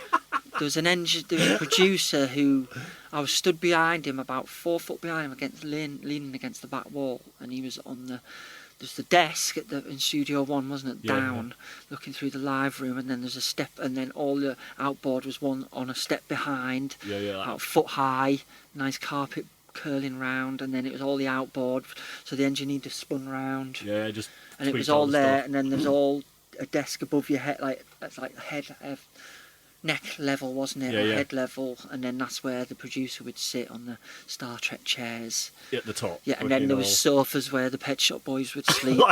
And then the tape machines were in the corner in the glass room. Oh, in New Order would be was like. Was it 248? And then we had a half-inch as well, didn't we, Studer? Yeah, we had 224s. Yeah, Ataris. Two half inches. 10, was it the Dolby thing, remember? Yeah, the Dolbys. Yeah, the Dolbys. I used to love them. Some engineers would do that trick. Yeah, the Dolby. On the vocals, trick. Wouldn't they? Yeah, yeah. But ear compressors, Erie Qs in Swan-Yard, all Uri 1176s. What else was really cool in Swan-Yard? You used to like H3000 with DBXs, EVT graphics I loved on the inputs. 480. The 480 Lexicon. 224s in Studio 2, wasn't it? 224s in Studio 480, PCM 60, PCM 70, PCM 80 at one later on. H3. Rev 7. Oh yeah, the Rev 7 H3000. H3000. It's funny, isn't it? How if you were here right, if you were here right now in the studio where we're sitting, I've actually got all of this shit. And actually, some of it's from Swan-Yard, because I went up to Rotlow's 2 months ago and he gave me like 10 grand of equipment. Because we haven't got to that yet, but we jumped from Swan-Yard, that closed down, got turned into a voucher, and we bought a desk from Battery, which was Stone Roses, and me and you had a day of mixing, and we did a Dusted remix, Winter. We did, and then we had a whole day on that, and we said, yeah, buy it, Rollo. And then Swan-Yard shut down, and Michelle was just amazing and sold us all the equipment for like proper top prices, and so Rollo bought 2 Erie Qs, 2 Erie compressors. The compressors you can join together, he's just given me one of them. They're 5 grand each now. I couldn't believe it. They've got like fucking 8 valves in the back of them. No wonder some of the songs with the saxophone. That ear's like a, what do you call it? That's 5 grand, this Erie Q now. It's like a Pultec. It's like a Pultec MEQ, isn't it? Yeah, EA22Q. So I've got one of them hopefully in 2 years when Rollo gives up music altogether. Slink you it. Yeah, he might give me the rest. I'm hoping. But anyway, that's another story. But so what have I got here? I've got H3000 from Swan-Yard. I've got the Spanner from Swan-Yard. Erie Q from Swan-Yard. It's so lovely how it's kept to the person who fucking deserved it the most. Who's probably on the shittest money and, hasn't, I've got... Fuck it, I was on the shit money as well. We were on the shittest money. Yeah, because we were northern idiots and didn't have anything written down. What we're going to do, you're doing so well, we're going to give you all these points. And then years later, I'm like, I better get a lawyer for these fucking points. And then I get the lawyer and the points. Yeah, it's like, no, that was half a point. No, it was 2 points. No, it's half a point. No, it was 2 points. I fucking remember you saying. So that's a whole other, ball gate thing we could talk about, but I don't know how much time. No, we keep talking. All right, okay, but I don't mind, it's fun. So what else I've got in here? I've got LA4s. I've got Tube Tech. What's it called? The LCA2B. I've got a Massenburg GMLEQ. I bought that off Mochiba. Did you? Yeah. They had one of them in a... Yeah, I bought that from Mochiba. I've got the Uri 1176 from Swan-Yard. I've got all the 4DVX 160s from Swan-Yard. And the Tube Tech ones are from Swan-Yard. And I've got a Chorus Echo RE555. I've got Lexicon 200, which I love. I've got a PCM 70, which I love 70. The PD plate on that. I have a 15. I've got 1580 is my favourite. I've got the 1580. I've got the 1580 from Swan-Yard, and I've got the AMS RMX 16 from Swan-Yard. I've got the bell delay, what I've had from the beginning, from Trident. I bought that from. I've got an SDE 3000, which I hardly fucking use. Delay. PCM 60. PCM the SDE is nice, isn't it? Yeah, it's nice, but you just use the plug-in. Yeah. Now on that, but I've got that machine. I've got the DAT machine from Trident or Swan-Yard. I've got an SH101, what I got for 5er in Fulham in a second-hand shop back in the 90s, late 90s, for 5er. I've got my Fisher Spring Reverb, which I absolutely love. I've got a little dub station box. You've always had that dub station box. Yeah, Camden Ethiopians. I've got I've got a JP800, just as a stupid. That sounds rubbish. I wouldn't even bother. I'll just use it as a key thing, MIDI thing. I've got a DX100, which I'll use the piano, and I've got a Roland Sound Canvas, and I've got a Casio. Is that your MPC? Is that your old MPC there? I've got the Casio.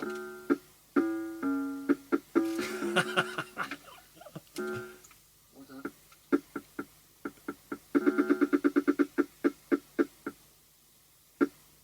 What my fucking...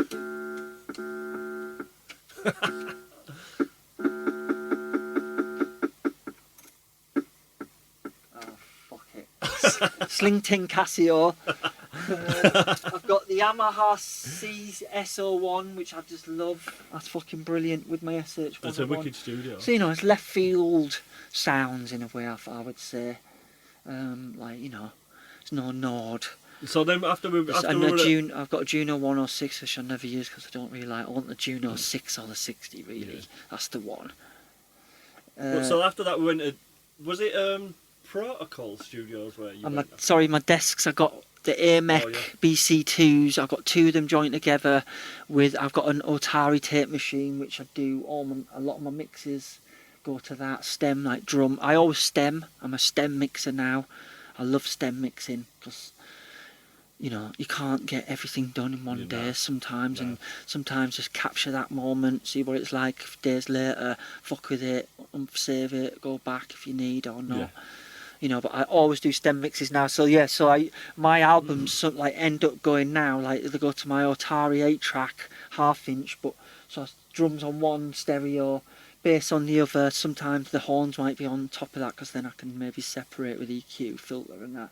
And then keys, guitar on 5 and 6 on the tape machine, and then vocals on 7 and 8, and all sort of the reverbs trying to go to them tracks as well. Try to do that. So then you've got an instrumental off tape where there's no spill of the reverb of the vocal, basically. So I try to do that. Go to the tape as I'm recording it into tape.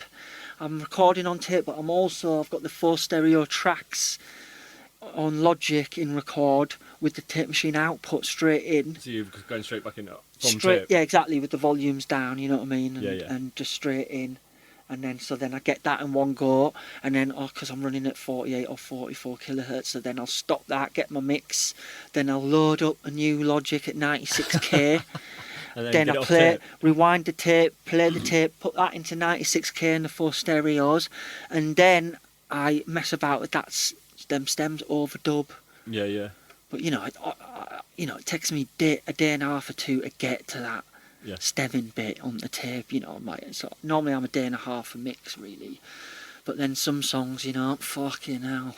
I've done 30 mixes on some of my own songs. We should talk about that, actually, Grit. We should talk about the Hempolix. Some songs are just hard to get. So where did the Hempolix come from? I know where it came from, but where did it come from? Like, what was your... Because I was there, but like, what was in your head when you were doing it? Was it just messing about with vibes and stuff? Yeah. Because I remember, like, we'd just be in the studio, but right, you're always doing crazy tunes. Everyone kind of, Grippa's doing these fucking tunes, and everyone would want to get on them. Yeah. Everyone would be like, oh man, you know, as soon as Grippa's tunes up, beats are up, everyone would be. Because you know, it was Massive Attack, it was Portishead, it was, you know, we had all the Bristol trip hop, and then, you know, it was like, I don't know, and sampling, and I don't know, it's just fucking... Yeah, so you do tunes, and everyone would jump on them, and we'd all be playing. Everyone at the studio would be playing on the Hempolix tunes. Yeah. And then I remember there was always little bits of tunes floating about. There was like 20 tunes that were kind of nearly done.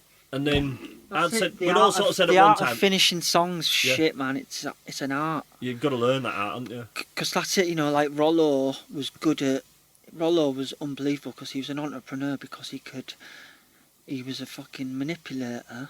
Like he knew about how people worked, psychology. He knew how to produce.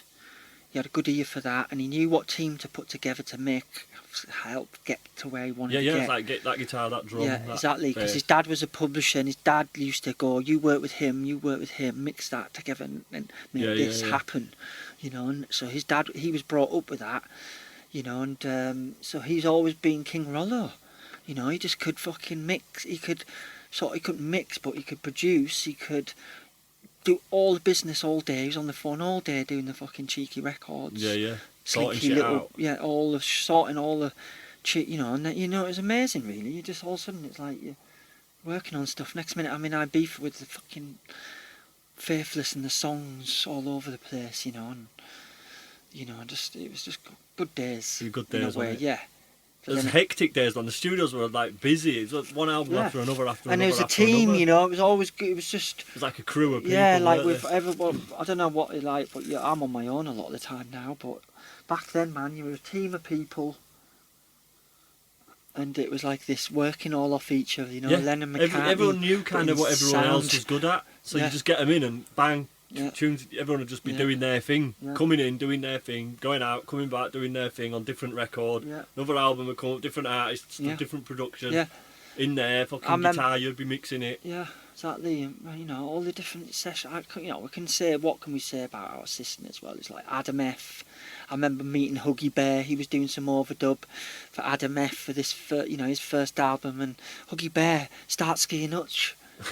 Do you know what I mean? I used to watch that up north, and as a kid, loved Starsky and Hutch. Next minute, I met fucking Huggy Bear with a weird ass white wife who was just weird manager. Who's his manager? But yeah, and he was a bit odd anyway. Americans. Sorry, no offence, America. America's with money. Anyway, or whatever, like bit of an odd character, cartoon character of himself. Yeah, parody of himself. Yeah, exactly. That's what it ends up being, doesn't it? But remember phone calls from somebody, like some crazy American, like ringing up Swan-Yard, going, "Thingy worked in here." Was it the Beatles? Not who was it? Who said it? I know they worked there, and and we're like having this conversation with these idiots. You remember Finley Quaye? I remember being in Trident with Finley Quaye. First album, me and him were like, I was a year older than him, so I was like 21 and he was 18, 19. I remember that. I remember that album. Fucking hell, voice like Horace Andy, where you just didn't have to try, just turned it on. Bosh, it was like angels from heaven, with no effort, just amazing, and. Good lad he was, young lad from Edinburgh, and that was in and then that was that first album with Pete Craigie. Remember Pete Craigie? Yeah, Pete Craigie. He was a fucking good lad. He was. Loved Pete Craigie. What a crack with him. And good engineer, very compressed. Yeah. Very he had that sound. We all had our sounds. We all find. It's weird. It's just you get that your character comes out on the mix, doesn't it? Exactly. You can have the most boring engineers, and honestly, you can trust me, they're doing the most boringest music. Yeah. Me and you are looking at each other going, what the fuck's going on some of them sessions at night, you want to strangle yourself, and you going, oh my God, and these people are so serious about it. Just let loose a bit. A session with this Japanese band who were like super fucking, everything was like so tight and so perfect. It took like days just to do one bit. It was horrific. Yeah, exactly. No vibe at all. Yeah. Just no vibes. And then I remember working with that Simple Minds drummer. He was a fucking right laugh, and he didn't seem to give a shit. He was just Paul buzzing. Weller. Yeah, there's that all. Ocean Colour scene, wasn't it? Paul Weller. He did that on that piano, didn't he? At Trident. Yeah, doing that. Remember did that. What was it? Neil Young thing. Or Neil Love, was it? Or Breaking? I can't remember that. But yeah. What else then? But then, so let's move forward. Are we in Hempolics? So let's go to Hempolics world now. So the Hempolics, and I remember. So we're in Trident still. I was still with the Orb trying to do the Hempolics and trying to work. How did you get the name? I was trying to work out my sound. My freaking well, you know me. I'm a hemp and alcoholic. I got my stomach pumped when I was 15. I used to drink from 11 to 15. And then I got my stomach pumped at the school disco. Christmas party. I didn't even get there, mate. Found from a blood trail from the Babylon with a freaking falling blood into the public toilet. Pissed myself. Puked everywhere. Blood everywhere. And then stomach pumped. And guess what, guys? I went to school the next day to show off. And then I puked up on the fucking bus going to school in the morning. And he was a teacher driver. I hated him. And he made me wipe all my puke up after the night of a stomach pump in hospital. And I got out, I made them like, I'm getting out. I'm going to school. I'm fucking, I didn't give a fuck. I was a rebel. Absolute idiot. Complete and utter idiot. Take my skateboard to school every day. Take knives to school every day. Swap knives. I had fucking Rambo knife, every flick Rambo knife. knives were in fashion. Yeah, but then, this was like Kes business. Yeah. We've come out of the 70s, and it wasn't that far. The teachers were still the teachers who were teaching from the 70s. It's fucking exactly like Kes. I used to get grabbed by the throat by the PE teacher. He used to say, "What? Come on, watch all our little naked little kid bodies. Watch us with mud on us all from rugby, like staring at us. Little fuckers. I'd love to go back to that school and tell them, you know what? You just didn't let me have a chance. I know. You just said to me, you're not going to do anything. Yeah. Fuck off. Yeah, you're not going to college. Well, why don't you be a builder? I'm not going to be a builder. I remember saying, I'm going to be a professional skateboarder. Ha, ha, ha, ha, ha. Laughed me down. The maths teacher laughed me down, right, in front of everyone. I was so embarrassed because I wanted to be a professional skateboarder. It made me feel shit. I'm 15. I thought, but he fucked up because his son and daughter went to my school, so I fucking tortured him. For him torturing me, I tortured them. Because for the last few months of school, I used to smash them. Fire. I had ADHD. I don't know what. I'm still not diagnosed. Do you know what I mean? But I was wild. I've calmed down in loads of ways since then. But I was like stink bombs in assembly. Like nicking like chip butties and not nicking people's shit. I would never do that. I'm quite a loyal guy. But. Just ragger, a little bit ragger, wandering around in a gang in first year, taking on 50 years, rubbing people, snowballing them. It was like we had gypsies, travellers, and posh kids and poor kids and normal and farmer kids. It was all like weird kids. Because basically, when I was 3.5. I was in this estate called Roseworth and Hardwick. I was brought up in Hardwick in Stockton, in my nana's house, because my mum and dad were like 17 and 18, 19 or 17, 18 and 19 when they had me, but 17 and 18 when they had my sister. So I was out wild in the 70s on the street with older lads. Sticks and that. And they took these older lads when I was 3.5, took me from this estate a mile and a bit down on a bus to the town, took me in W.H. Smith and said, right, we're going to all nick, or you're going to nick a Batman car with Robin, the Batman car. Yeah. We love Batman. I know that Batman car. And then so I went in, and then the store detectives were on it, because it was just a bunch of little ragger kids. They were like 8, 9, and I was like 3. And then next minute, all dispersed, chased, got away from them. Everyone got away, no one got caught, but I got lost from everyone. And I just was wandering around with this Batman car, crying my little eyes out with my little blonde curly hair, little fat face. Everyone used to call me Mork, because I used to have like crazy like tantrums and I used to get knots in my stomach, man. Like fucking feel like nutty. I'll just go and smash windows in. So anyway, I got my nana's sister's kid see me crying in the street on a bike, and I remember she put me on the croggied me home, and then my parents basically went, we're not living here anymore, and they moved to the middle of nowhere, like 10 miles from the town. My house was 1.5 miles down this dirt track, private road. Proper out of way. Yeah, it was wicked. It was like I was a Huckleberry Finn all of a sudden. I love outdoor anyway, so I used to make rafts and have motorbikes. Used to bomb around on motorbikes because it was a private road. But there was one shop in the village. The postman who had that one shop would pick me and my sister up. He'd get paid a bit extra when he delivered the post to my cottage at the dead end next to a farm. 10 quid a week it probably was, or something, 8 quid a week then. And he would pick me and my sister up, and we'd drive back to the village, get dropped off at 8:10, and then be on a 40-50 minute bus to the school. Like, it was just a nightmare, and I hated the mornings. Never liked the mornings, still don't. Still never. I'm a night hawk. I love the night. That's why I'm born to do music. Yeah. I love being on the night. Even now, I come down here at 6 and I'll work till 4 or 5 because it's quiet outside. Yeah. And I'm doing my thing, I don't know. I've never been one of these, get all this shit done in the morning. Oh, fuck the morning. So, Grip, how was the difference then?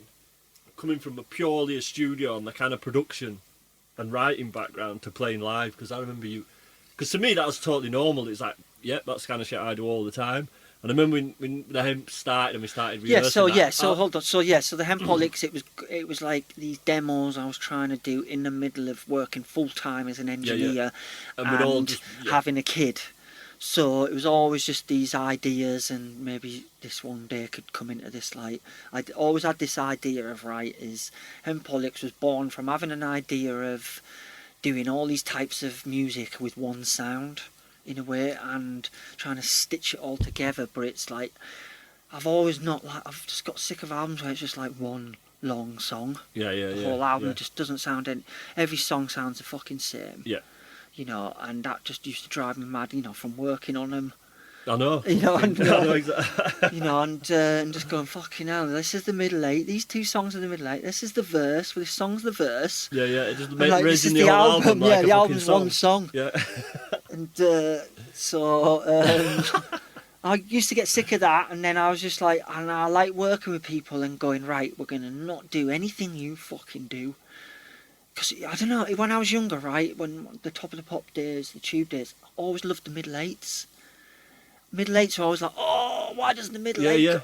Oh, I love the middle eight, what the fuck? Changes. I've always just been into, I love songs, but middle eights have always got me rocking. And I've always like, fucking hell. That's where I fucking love a good old middle eight. And like, just twisting it round. So that's me with a song. I always wanted to just twist it round, work with an artist, Maxi Fit, whoever it was, or just wanted to twist it around. So and I just want to try to, and I've got this reggae background from just how I love reggae from a kid. And you were always into like funkadelic and all that stuff, psychedelic rock, psychedelic, exactly, Hendrix. And garage, 60s garage, speakeasies, TV stuff, kids stuff. checking young kids. I always loved like upper class, uptown, downtown, you'd say in America, upper class, lower class here. England, we have estates mixed with posh houses, so you have a best friend who's a posh fucker for a bit, or you've got a rough kid who's your mate, or for a bit of your life, or wherever, you just, it's like that here, but over there, it's a bit different, isn't it? Section, more sectioned out. Yeah, segregated, because it's massive. So massive. Anyway, what were we saying? Hempolix. Hempolix. So Hempolix is just basically stemmed from. It took me years to find a sound. Took me years to like learn how to, like, be just instead of doing these like jam sort of like vibe songs, trying to make them and just learn how to make a song. Because they were quite jammy stuff. Yeah, a lot exactly. Of it just, Jams turning into beats, songs. Yeah, exactly. I'd always start with the drums and bass. Yeah, exactly. But yes, I'd work with people who I just met in the studio. Yeah. Because I become friends with people. And then next minute it's like, all right, do you want to come and do a tune with me? And then, jump on, get in, all right. That was it really. And then come back into my little, I had a studio in my bedroom for years. Because we were spoilt because we had Rollo's studio, but after Swanyard, that closed down and Rollo bought everything. I think he even took the desk, didn't he? Took the SSL. We bought the battery from what Stone Roses Fool's Gold was on. But everything else we kind of ended up buying him, and Mel bought a load of. Yeah, and it was like we could just pick all the equipment we wanted. Mics, we could pick mics and the outboard, and then we set up a studio in Holloway Road. Protocol. He let us take over. Yeah, that was a good little sound. Good little live room in there. I liked it there. Yeah. That Sunday's record was done there, wasn't it? Yeah, Peanuts exactly. Album. With Craig David downstairs. Craig David playing footy. We used to play footy with him, yeah. He never beat us ever, did he? Yeah, and then he's like, can I go on your side? That's the only time he ever won. Yeah. He was on our side, remember? Exactly, yeah. And he did have his like white tracksuit. And you remember Ben Langmaid was Rollo's best mate from school, wasn't it? Was he schoolmates and stuff? And Ben Langmaid was LaRue. And you remember when... I met Ben Langmaid before I met Rollo in Trident, doing Huff and Herb or Huff and Puff. Yeah, remember them coke sessions, house coke sessions, and so then Ben Langmaid did LaRue, What was it? What was I saying about then landmaid? Shit, my mouth's getting dry and I'm getting high and high. Yee-hee! I've always done everything high, by the way, everyone. Like, just, I don't know, I've always learnt the hard way, like, under pressure, stoned out my mind. I can't make a mistake because you can't blame, I'm not letting you blame the weed. Yeah, It's so easy to blame the weed. You can piss off. You know what I mean? So Hempolix. So I love my ganj, still do. Like, not live and breathe it, but I'm addicted. But I'm calming down quite a bit. You definitely calmed down. I've calmed quite a bit down, yeah. So live, when we ended up playing live. So live, right, okay, so basically that's a great story. So I was doing, still engineering, and then I was starting to get sick of Faithless and Rollo and all that. I was like, I think it was 12 years in. 10 years in, you know what I mean? There's a lot of records. And then I could just feel they started like not being bothered anymore. So then that rubs off onto me because I'm like very sensitive. So then I'm like, well, I'll just fucking do it for the money then. Fuck this. Do you know what I mean? Like, why am I trying? These aren't fucking trying. There's loads of beans I could spill, but I'm not going to try to spill them on purpose. But that's a little bit of a bean. But yeah. Well, I used to sit also. You remember me? You remember me? I used to get caught nearly like milliseconds getting caught saying shit because my mouth runs off. I can't keep it in. I can say what I feel. I wear my heart on my sleeve, and I don't give a shit most of the time. And then I get patter after. Shit. No. You get in trouble later on. Yeah, no. So Hempolix live, basically. My fucking son Blue, he was 13, turning to 14, and he'd gone to France, and his best mate Barney had gone to France with him, and Barney's actually involved in this cool thing at the moment. Anyway, musically, Blue and him made this band up called White Tea, right? And they came back and played me these demos. They were doing this like rappy, cool, like positive, funny. I remember that. Like, because it was when it was what was them New Zealand like weird TV show that came out, Flight the Seagulls or what was it, Navigate? Flight the Conchords? Yeah, Flight the Conchords. I wasn't into it. He was all into that, and so that was all out then and other stuff. So yeah, and they came out and I was like, what, this is banging, I'll help you. And Scott's dad was in the band called the Corduroys. He's a multi-talented musician. I had a studio upstairs after school, but come on boys, let's get these tracks done. So yeah, so we recorded them. To the BBC or something, didn't they? Yeah, so yeah, that's it. I sent it off to Rob the Bank.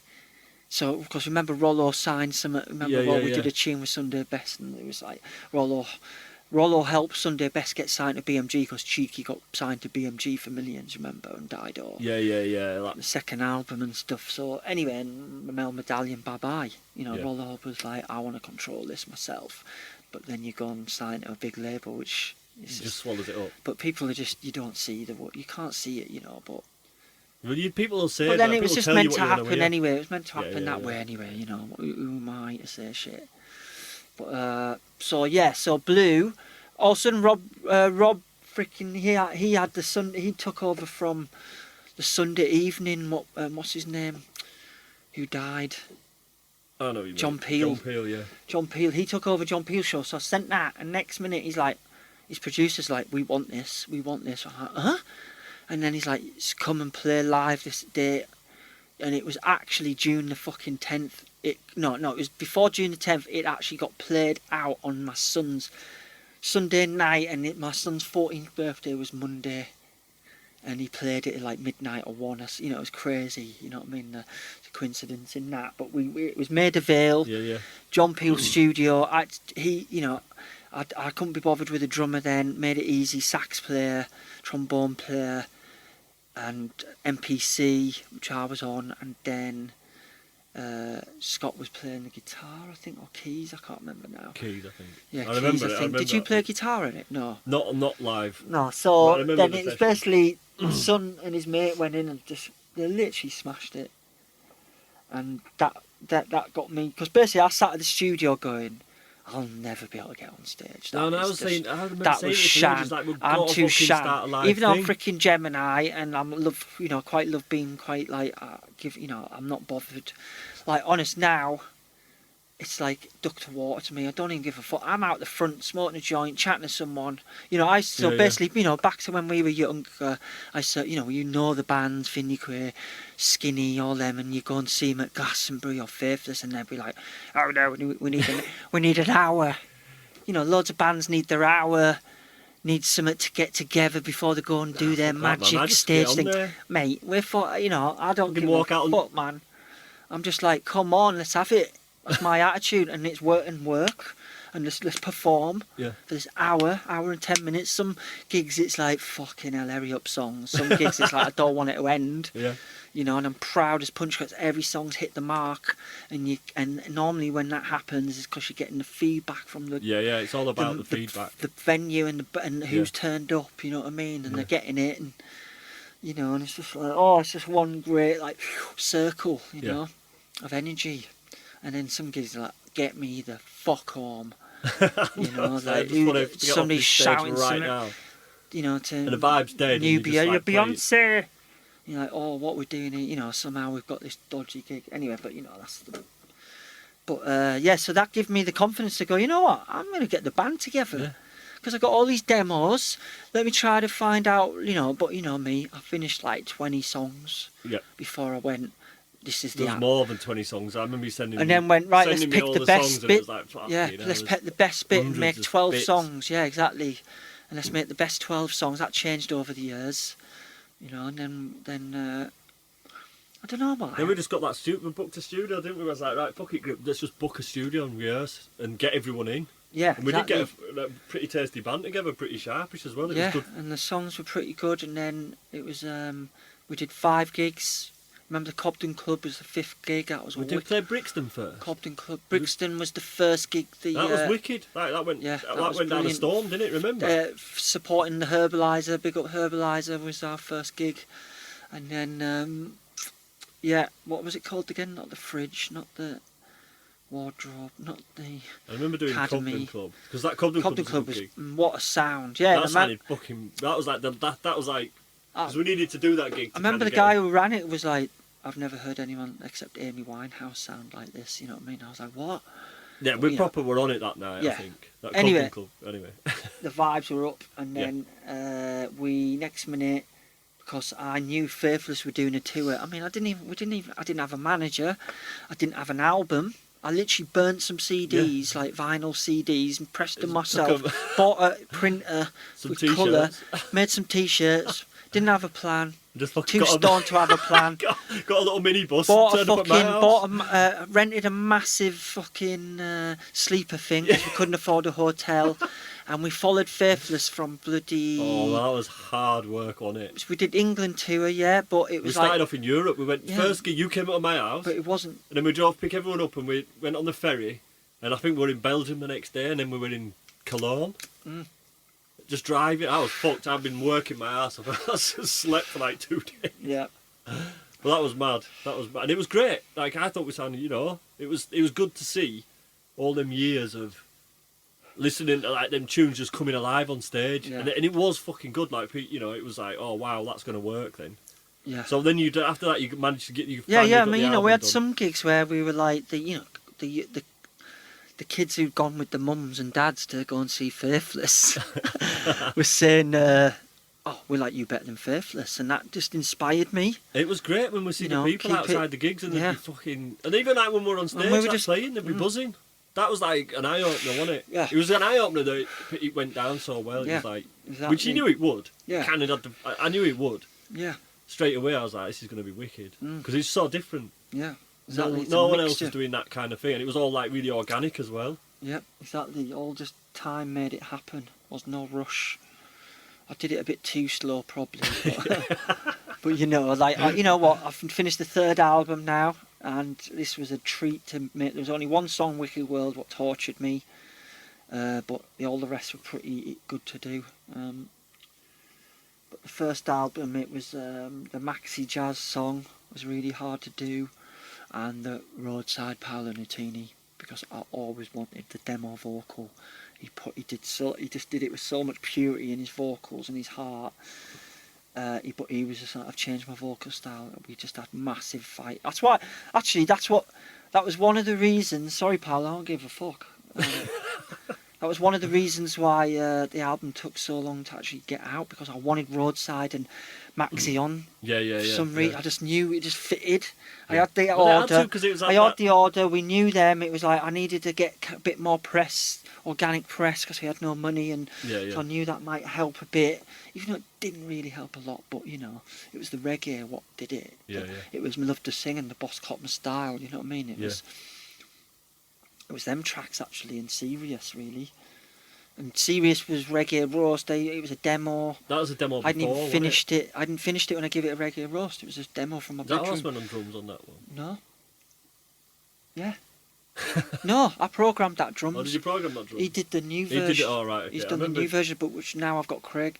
Craig's done it because we've done a whole new arrangement live. So yeah, another thing is like, so you do Serious for ages, and then we start doing this like different end, and next minute we've got this whole amazing restart and looping around the first bar, changing it up when you dropping back to and you know, like help with, and you know, the bass player Lorenzo helped us work that one out. But now I've recorded that, come back, gone right, I want to record that, I want that, you know. Serious had like, I chopped up this sample from Hemsley Morris, this rocksteady artist, did it my own way, you know, like I did like making hip hop but with reggae, you know. That's what I sort of did in a way, try to do.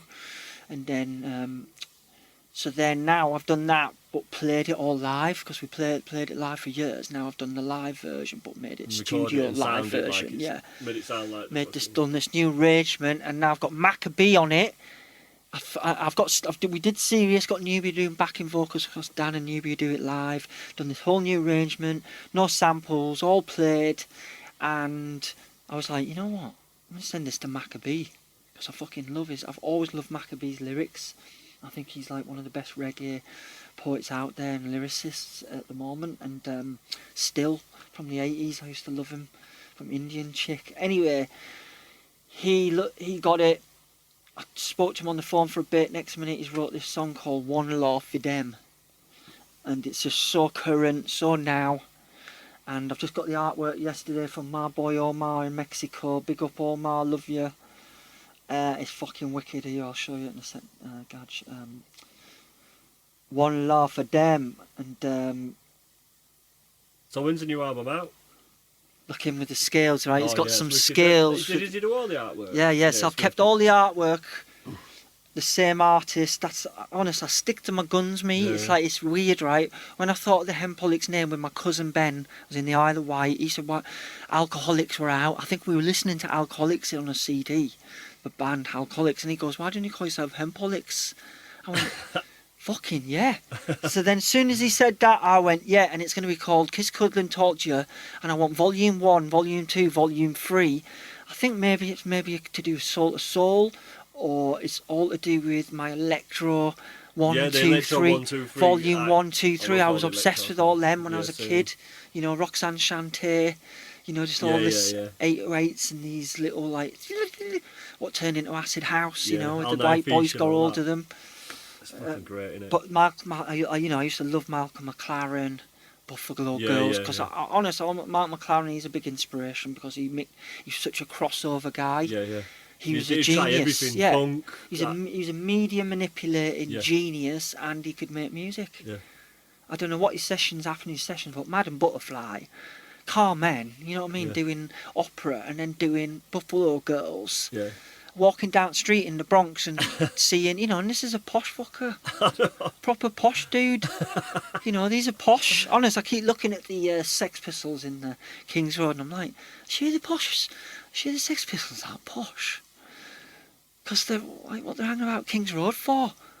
Well, it was that shop on it. It was a shop that was on there. I know, but like, I know, but what the fuck were they hanging out? I think like you. I think they were working in a clothes shop, didn't they? Yeah, probably. Yeah. I think they did similar to you. Anyway, God bless, you know. Good. I like Johnny Rotten anyway. What were we saying? So when's the album out? So album, yeah, I'm literally there. I'm there. One of the vocalists is just redoing an intro, and I'm literally like going, turn this vocal down a little bit, wetten this bit, do this. It's that little tiny % left. As I do, I stem it now, so I don't have to have the mixing desk to like get it back. Yeah, yeah. You And now I can just chill out. Yeah, load up, do that. So that brings us to the last... I do like listen to it in another room. You get stuck on it. Still to this day, man. It's like you've got to listen to it. Still get used to stuff. You still get like the room tricks you. Yeah. From being looping around it, you're looping around something all fucking day. You just lose perspective, don't you? You lose all perspective, in your mind. And then sound's dead in the room. But then at the same time, if you can get that demo like really good that day, normally that's the best one. Yeah. The fucking raw demo, that first mix. Yeah. If you can somehow make that good and be asked to do that on the first day or so. Yeah, because normally you're like, shit, can we have it like the demo? Sometimes it's like that, isn't it? Yeah. But a little bit better. Yeah. And the amount of A and Bs of demos I used to do as an engineer, like, okay, A B, play the DAT the same time as we play the tape machine. Yeah, yeah, then flick, oh my god, the stress. And you know what, you used to have to rewind, but it was hard and things took longer, but your ears had a freaking rest. Yeah. Now you don't have a rest, you've got loop just any second you want, anything. Yeah, because you used to have to like rewind the whole fucking tape, didn't you? Exactly, all that bit. That snare's fucked on that, right? How do we get that snare, a live snare, and you'd have to sample it on the AMS delay. Yeah, yeah. Off the tape. Trigger it. Yeah, exactly. If it was 2 mics, you'd have to do a mix and commit to that mix, trigger it. Then you'd have to drop in on that split-second snare and that tape over. Get it like unbelievable skills. Even just cutting tape. Yeah, cutting tape. On them, just say we'd be doing tape edits on tape. Yeah. Like with the sometimes it went pear-shaped. 30 yips, like. Sometimes it was amazing. Yeah. I know it's a fucking nightmare, wasn't it? Yeah. Like the sweat pouring off you. The pressure of that job as a tape op, I don't think that job just doesn't exist. No, I think that taught us a lot. Some sort of movie called The Tape Op, you know what I mean, or book. It's all about some tape op and his sagas he had to do for years. Yeah. Like how to just, and even like lining up the tape machines and fucking lining up the Dolbys and like syncing using that bloody, remember what was it, the links? Yeah. That used to have to link the tape machines together. Offset. Honest reverse something. So like, can I have a reverse reverb before the chorus comes in, please? On the vocal, like Enigma. Striping tape. So you'd have to go work out a calculation. Can't even remember it now to this day. Like it's just so hard, wasn't it? Non-drop frames. And bloody sympty cut. Yeah. Blaring out. So it's a lot of mathematics, man. And tones, like putting the tones down on the tape. Yeah, that was torture. 499, 456 plus 6. Can't the techie do it? Fuck's sake, man. He gets paid £300. I'm 50. Fuck's sake. Techie, what's he doing? Having a wank again. Well, the techie's pressure. The techie's pressure in recording studios, trust me, was all he had to do was go, I need to send it off. I can't fix it. Yeah. That was the pressure. That was off him. I'll send it off to them. They know. I know somebody who can fix this thing. This is not my bag. But what are you doing in the studio then? Should be able to fix everything. No. But we had some good. Dave Nally was a top. He came from Air. Remember him? Yeah. Keyboard genius. Metal plate in his head. Little like alien. Made robots like fucking desks and shit. Yeah, like amazing with synths. He was in Skinny, and then Simon. I'm still mates with him. Simon Flynn, who's at Turnkey. We always in Turnkey. Rod. I love Rod. Rod's great, man. Rod's a good lad. Trident as well. He was a rocker. Lad. He was the only. Rod was the only like wild. He was actually called Rod Wildman. He was the most techies are quite like straight and like nerdy, and they've got like the tech rooms and the garages. He was fucking wilder than all of us. Yeah, he was wilder than us. You caught him. I'm not even going to say what you caught him. I caught him getting. I was borrowing stuff off him once to go and do a 70s. He's in the 70s. Like Rod's got some gear I can wear. I hate fancy dress. And then I borrowed some stuff, and I literally went into his room, borrowed it, went down. That's my house. It wasn't even in. Oh, it was in his bedroom. I went downstairs, showed you guys, Dave and you. It was in your house. You shared with Rod and Dave. And then I went back up to go, Rod, yeah, I'll have these. And then he's getting his knob sucked. By his fucking dirty old girlfriend. Did he have a kid with her? I don't think so. No, he didn't. I don't think so. That was funny times, remember? Yeah. Dave She was Nelly a hairdresser, didn't she? Dave set his feet on fire by putting a candle at the bottom of his bed to warm his feet up. Yeah. And he set his bed on fire. Yeah, we used to go. Remember we went to Reading Festival? Oh, was that when I With was the playing dead with body. Lodger? Remember the dead body? Yeah, you playing like the dead body floating in the I do river. remember that because I was playing with Lodger. Some guy. And we slept in Dave's camper van. Yeah. And who threw up on my fucking clothes? I think I had a spin out.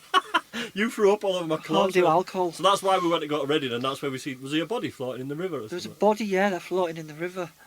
We went past. And we had I to go wasn't wash my tripping, clothes honest. because it was fucking covered in sick.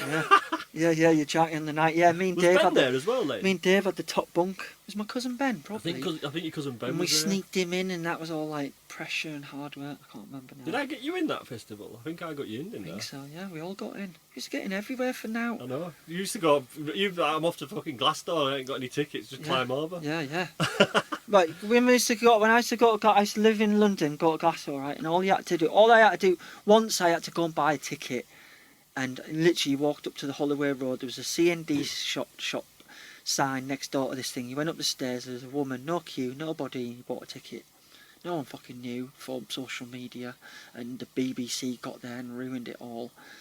Like there's pros and cons. It was getting rougher, it was getting madder, so they had to put the fence up because it was just getting wild. But now it's just got straight. Everyone's off it, but it's straighter in loads of ways. Yeah.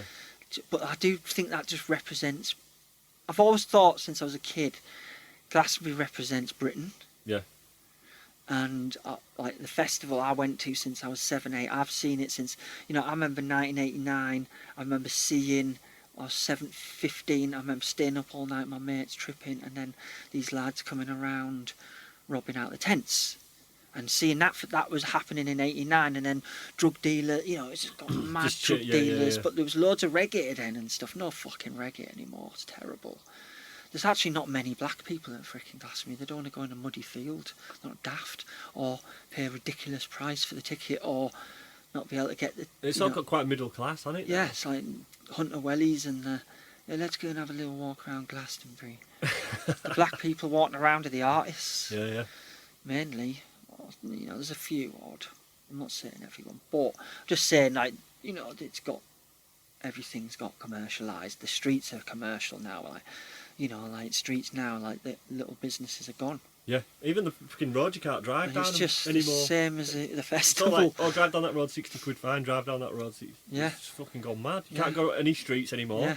Can't, you've got to go main, it's just... But what about, the music industry as well? Because that's changed a lot since the 90s, since we... Well, when we were Rollo and all this thingy days, it's CDs and happy days, wasn't it? Like vinyl CD. And then the internet got good, it got faster, the laptops... computer chips got better. Yeah, because I remember we started kind of using Logic. The studios started to switch over. The studios disappeared because the clients weren't coming. Yeah. The labels weren't putting the money. Because we're like 300 quid. We were like Swan Yard and that were mid-sized. Yeah. So hold on. Yeah. So I need to show off and say, I used to earn 300 to 500 quid every day for fucking 10 years with Faithless, and I was smashing it. But you got the pressure of a producer, the band members. You got Rollo and Blissy fighting with each other for 9 years. Do you know what I mean? And then in scrapping, and then Maxi coming down, at the end, doing after having the music sent to him ages ago. Then he hasn't even listened to it till he's got the studio because he's proper Jamaica boy. Do you know what I mean? And then he was sitting around the studio for 2 days, watching Maxi write, and Rollo can't fucking handle anything like that. He wants it all now. You know what I mean? And then you're just like, oh, fuck's sake. And you had you were there the whole fucking time. Dido, Rollo, yeah, did a couple, yeah, exactly. I did 3 or 4 albums with Rollo, with Faithless, but I did loads of cheeky records. It was all cheeky. You were doing loads, like all Chris's album. Yeah, One Eskimo. That's one of my favourite albums. I did it like Dusted, Dido stuff. I remember you did a lot of the Dido stuff, and I was there. Yeah. What was that? There was another guy as well. You did loads of albums, man. Marlon Rudette, Peanut, Rob D. I don't know, I've got the fucking thing on the computer somewhere of what I've done. I don't know. Lord. Yeah, but that's like me. I fucking can't remember. I'll find the track. I don't care. I'll find the song. Because you know what? It doesn't fucking matter what you've done. It's what you did last week. It's what your last mix was. Fuck your fucking pat. Like, you know what I mean? I don't know. You still got to have talent. But the thing is, I think your talent stands up if you've done a lot of things. No, I'm still like, I'm still working. Go fucking hell, this is shit. But then next minute I have a day rest, 2 days. I'm like, fuck man, I banged that out. Yeah. That's actually banging. Thank God I took my time. And how's it changed with the Hemps and it's like getting music like, to be listened to now it's hard. Yeah, I mean it's easy to get it to listen to. You put it on my Spotify. band. We have to go on tour. We have to do gigs, and with the album coming out, with a bit of everything else going, like the old. You know, I still believe a little bit in the old way. Word of mouth. That one song will just hopefully, you know. I think Love to Sing's had over 1 million. You know, but you know, I want 100 million. And fucking, what does 1 million do? I'm seeing fuck all. Skint. After all our careers, all this work on the albums is like, it's like honest, since lockdown, it's like, is this just a freaking good hobby? Is this what it's turned to? Do you know what I mean? But it isn't. I'm not giving up because I'm not a giver upper. Do you know what I mean? It's that thing, I want it to like, be my, exactly. I just want to like it definitely was get easy loads when we of were in money the 90s. playing live. Yeah, when we was in the 90s, you could. It was a lot easier to make money in the studio. And it was less bands trying to do it because there was less bands who were. Less people could do it. Yeah, because they just couldn't have. You had to actually fucking have some talent and skill and learn things. And no, a computer can do all of it for you. I remember being up north, people used to take the. I remember walking around with a guitar and getting punched. Yeah. And I'd just sit out on the fucking door. Like, what you do, I'm on the door. If you said you're a musician, they'd be like, oh, you're a fucking musician. You know what I mean? What's wrong with you? You know. You get loads of shit just for being a... So I used to say I was a musician. And everyone would say, oh, that's not a job. That's not a proper job. You can't be a musician. You have to work in a bank or a factory or something. Do you know what I mean? Yeah. But it kind of could. I think there was something about that second Summer of Love. Have we done 3 hours, 5 minutes? What the fuck? Fucking yakking. Fucking hell, Dread. I know. That's amazing. That felt like 20 minutes. I'm like, because I'm in my head now, I'm going... Okay, should we do part 2? Yeah. Because there's so much still to fucking chat. I know. Do you know what I mean? Like, I haven't even I'm just missing, like, there's just so much to chat about. But 3 hours, because I'm thinking we've gone deep into the first half, and now missing out quite the engineering side. And should we stop it a sec? Let's pause it a sec, and then we're back. Oh. Cup of tea. Cup of tea. Point Percy. Cup of tea and a joint. That's what we've got to eat. Well, Martin hasn't, but I have. You've got a cup of tea. I've got a cup of tea. I'm good. Well, I'm not good. So yeah, hold on. So where were we at then? I don't fucking know now. So, but I forgot to mention Grammy nominated 2010. Grammy nominated 2010, like, but didn't win nothing. Didn't get your Grammy. Didn't get nothing. But you nominated though. Nominated for best sounding non-classical mixed album or song. I can't remember now.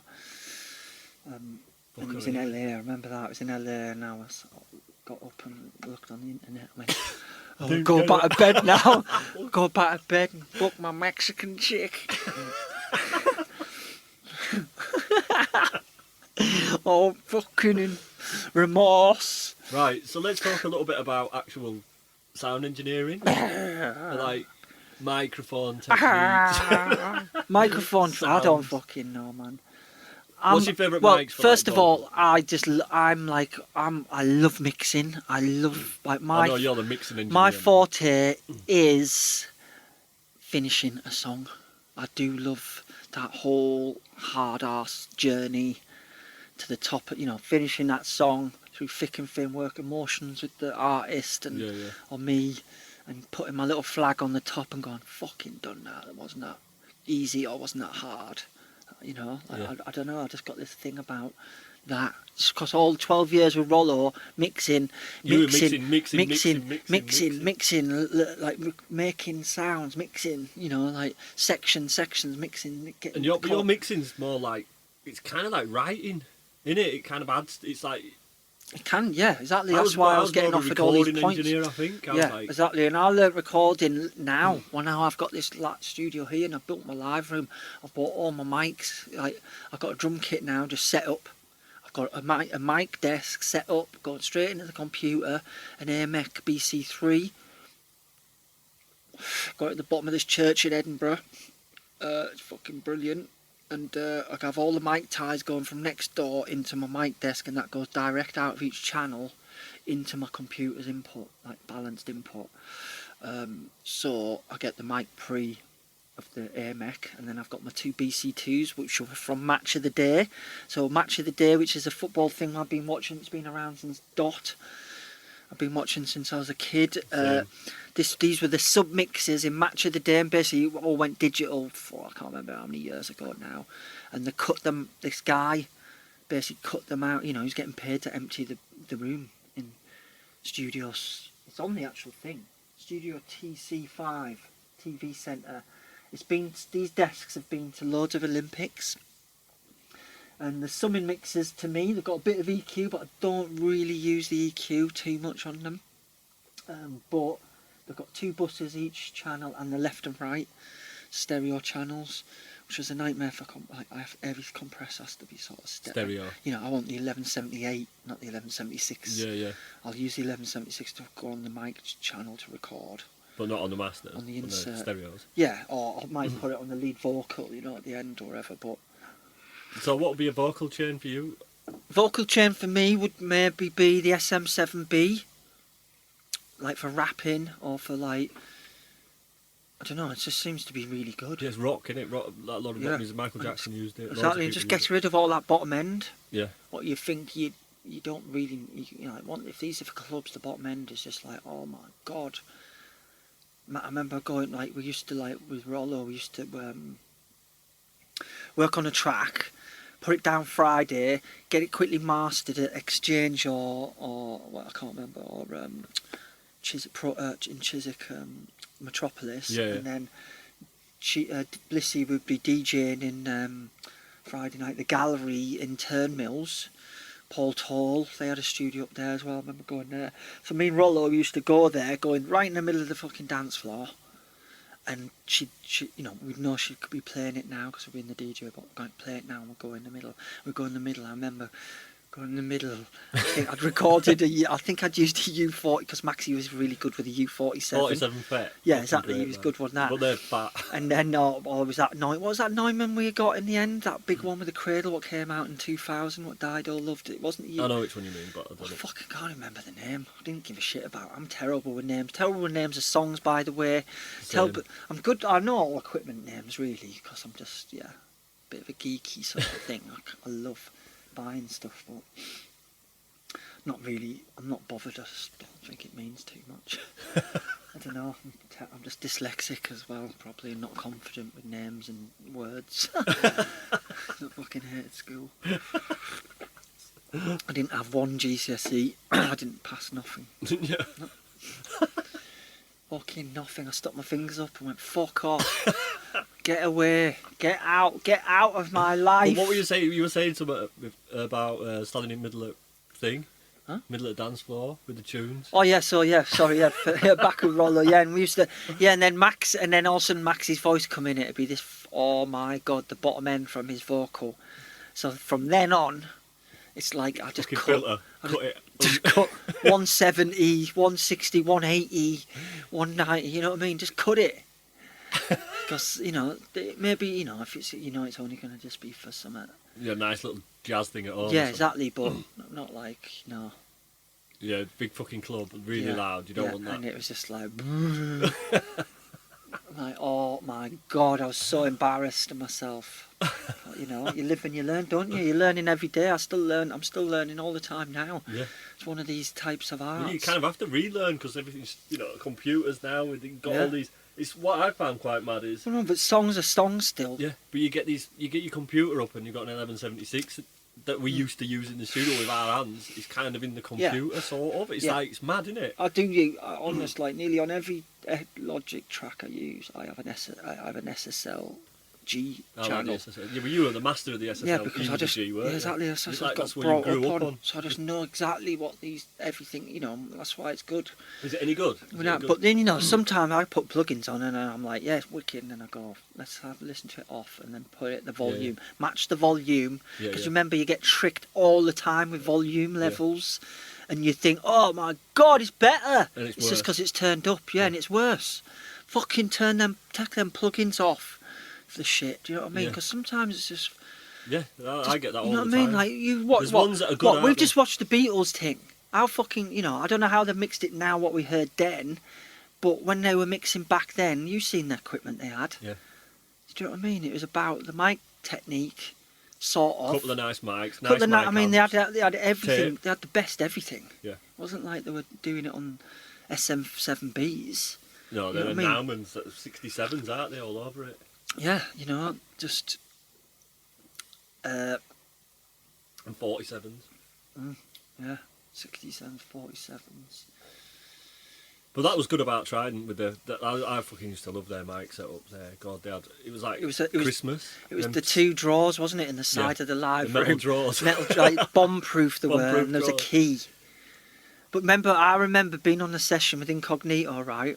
And so then this is when I've left downstairs, still carrying on down there in the Trinity and Sour Records madness, and then I was up in this posher madness sort of, and, you know, more, you know, like to the, you know, like anyway, and then I'd set up the mic for somebody to. It was a guitar amp, I think, and then I'd put this Neumann U87 on the guitar amp with a 57 or something, and the 87 back a bit. And then in the dead room on the right, and so you couldn't see the other one. You can see the glass through. You couldn't see. But this one you couldn't see, and there was another door from Bluey's studio, like down that corridor before you went up the stairs, wasn't there? Where you could go into that live room as well, double door. And basically, who was it? It was either Smiley Culture or Daddy Freddy was downstairs. And they came up, and I came, and we were like, went to go and record, because we tested it and everything. Went to go in, and then we were busy doing something else. Went to go and record.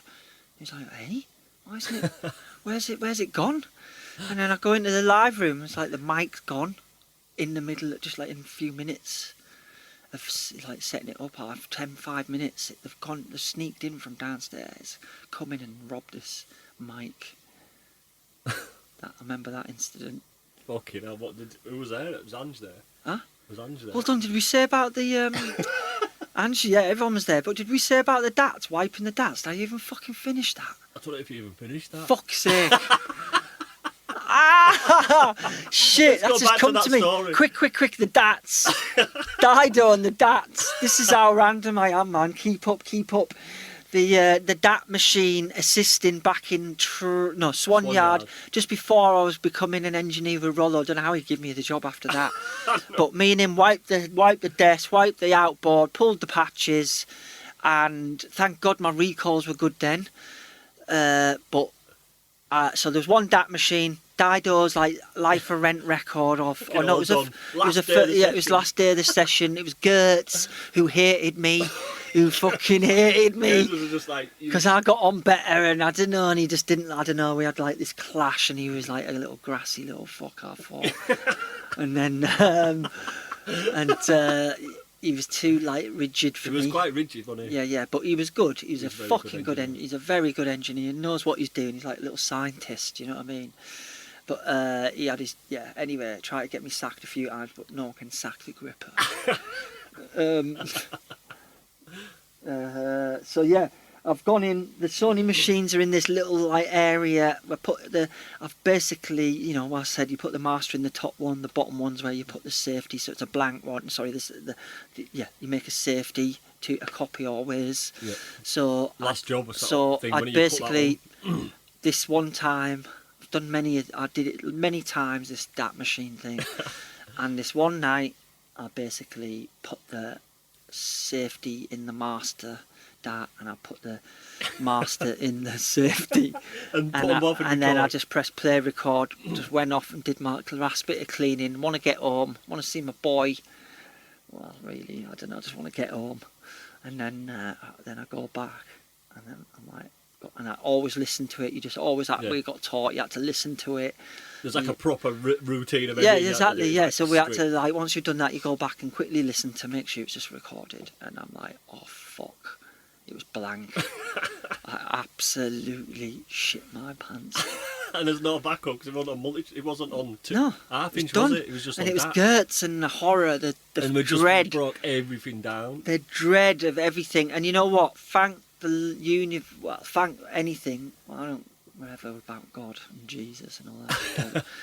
But thank you that there was no session for like once. There was always a session. It was like nearly, there was no session that day. Yeah. So I could basically get the recall back up with help.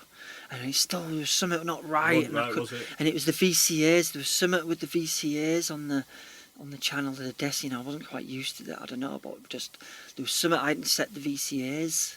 So things, and then that's all I had to do. So I had to actually ring Gertz and spill the beans.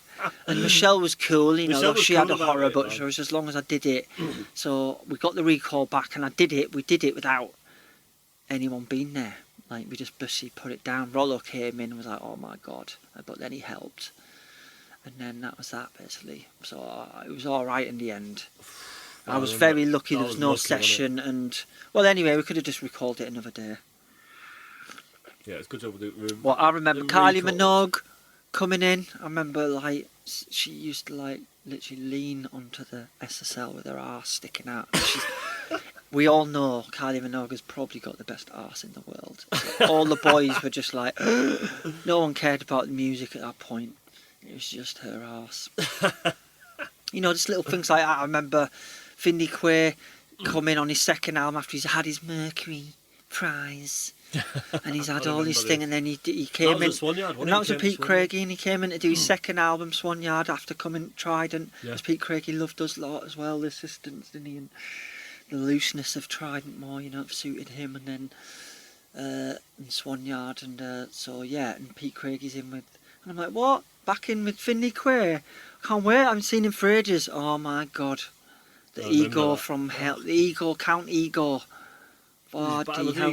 And you know what? It was the only time ever in my life I said, I'm going to give up this fucking music industry. He was basically so horrible to everybody. Right? Then his girlfriend came in. What was her name? Chelsea Crystal, I can't remember now. And then he went even worse. And then he literally go. You everyone in at 11, and he doesn't turn up at 5, 6. Wad money, get me weed. It was just like, what? Where's this nice lad from Edinburgh? And then he'd go in the vocal booth. I swear down, he walked out of the room, Studio One, into the live room where you could see him. Yeah. Got on the mic, and I swear down, his first lyric was, "Don't be negative, be positive." Right? And I just went, no.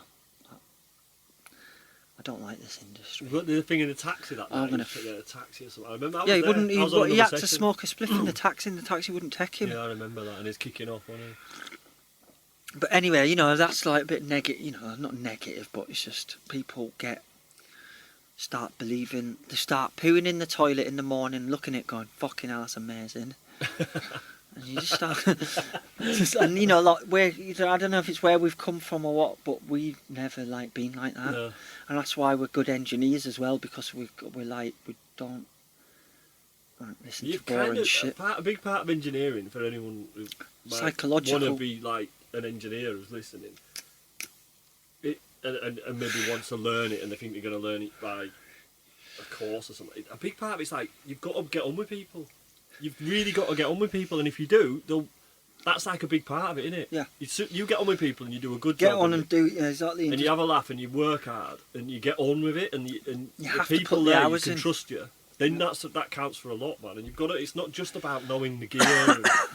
There's loads of people that we've seen go through studios that know about all the gear and they've got all this technical shit, but they just haven't got the vibe. They just don't. They're not cool people. They're just. Sure. Yeah, exactly. Do you know what I mean? So I think that's. So what about just to wrap this up? No, I'm not saying wrap it up. No. I was just making sure it was recording still. Yeah, still recording. I'm cool. I'm chill. Good. That's like, you know, we've still got a bit to do. You know, you could do it 2 parts if you wanted. Look, I'm going to do another one at some point after this one. Pure hempaholics. Yeah, we'll deep just go into writing and who, you know. I think that'll be really the process of like, I don't know, because now I'm trying to, I don't know, like you do that and then you get that and you're like, okay, I want to try it. Now I'm trying to do stuff with no drums, like some stuff like just starting it up. Yeah, vocals, some, you know, some little, like a little click thing, but just a bass, like maybe try to put a bass in or something. But who does, when you're songwriting these days, are you forming it mostly on your own to start with now? Yeah, mainly, yeah. The music, yeah. Sort of, yeah, no, I mean, some... No, what's on the second album, Play On, I let the bass player, the guitarist and the drummer do that. Well, I did the lyric, I wrote the chorus lyric with Nubia to a tune, and then I was like, you know what, I want a different type of music. Yeah, yeah. I want the band to be involved. So then I said, go on, start something, see what you come with, and I liked it, and I was like, cool, we could put that on the album, that's good. No. And then the Enemy was like the drummer. I mean, the drummer did some drum sessions, just talking and going, right, let's try this type of drum at this tempo. And we did about 5 of them, and then then it's like try to get a bass line, try to do some keys, work out what the drums are telling you, what the chord should be. It'd be really nice, wouldn't it, to do that like Beatles that. thing, like get in a room with a It's bunch like of lyrics, guys. but with music. To me, it's like it's just all fitting in this mathematical pattern in a way. Do you know what I mean? It's like weird with the soul. Do you know what I mean? Like, Yeah, because you really get into the lyrics, don't you? Yeah, I do. I can get into lyrics. Yeah, I wrote Early in the Morning with one Eskimo. I've done all the high and gritty lyrics are just about mine. The one about the true story about going to Mexico with my girlfriend. I'm proud of hell as them lyrics. It's a good song. Yeah. I don't know, just, you know what, it's just from listening and being around music and Shakin' Stevens. Shakin', I remember he used to know me so much, Shakin' Stevens. Yeah. Apparently, I know his son. I was working with Dean James Barrett, and I was working with him for years down the dairy with Craig Dodd, who's a good mate, and Dean became a good mate, and then Dean, he had a studio in Shoreditch at one point. Went to see him one night, and he had this one afternoon, and he had this CD on the table, 2 or 3 Shakin' Stevens. I was like, Shakin' Stevens? Because, you know, when I was 3, I used to put my denim jacket collars up, yeah. and because I loved Elvis a little bit, you know. But yeah, and then Shakin' Stevens, there he is there with the CD, and I was like, what's going on there? And he's like, oh, he's my dad. I'm like, I've known you years. Are you fucking kidding me? The son of Shaky, I bow down to you. No, you know, Shaky didn't write art anything, did he? It was all covers, wasn't yeah, it? It's like he was a theatre show guy. Yeah. Crazy. Is that kind of an Elvis impersonator? Yeah, exactly. Kind of dude, wasn't he? Back in the day. But, you know, he would have got some, you know, advances and stuff. Yeah, music industry though, oh God, you know. Jesus it's just Christ. it's hard though, isn't it? It's hard to kind of just like the middle McDonald's sort of music, isn't it now? It's just like man, everything's. Like, you watch that Beatles thing we watched, and it sounds like I'm moaning about it, and I'm not trying to be negative. I'm sure there's some fucking ace bands. There is ace bands. There is some brilliant stuff. But they just don't get through enough. And then you've got like, and I don't like to jump on this. Well, every festival every festival books somebody from the past. They never give the new. Yeah. You know what I mean? It's always just like back in the day, it was new. The latest band. Yeah. The headliners. Yeah. Now it's just like, let's just get it safe. You know, we get the tickets and. Yeah. It's just gone wrong. And even like trying to sell records is impossible. It's. You sell 1,000 now, you're lucky. Yeah. You know. That actually making a living out of putting a record out used to be. In the 90s when I used to do it, it was easy. Well, it wasn't easy, but you could make a decent living out of it. Yeah, you could. Yeah. But actually putting vinyl out, yeah. 1,000 vinyls, you'd be alright, you know. You should have done it. I should have been an artist years ago instead of now. Back in the 90s. Yeah. But the singer band, I have quite a few singers, Nubia, Dan, Harry and Corey. They're the sort of core, but it's like a lot of the time it's Nubia and just Dan.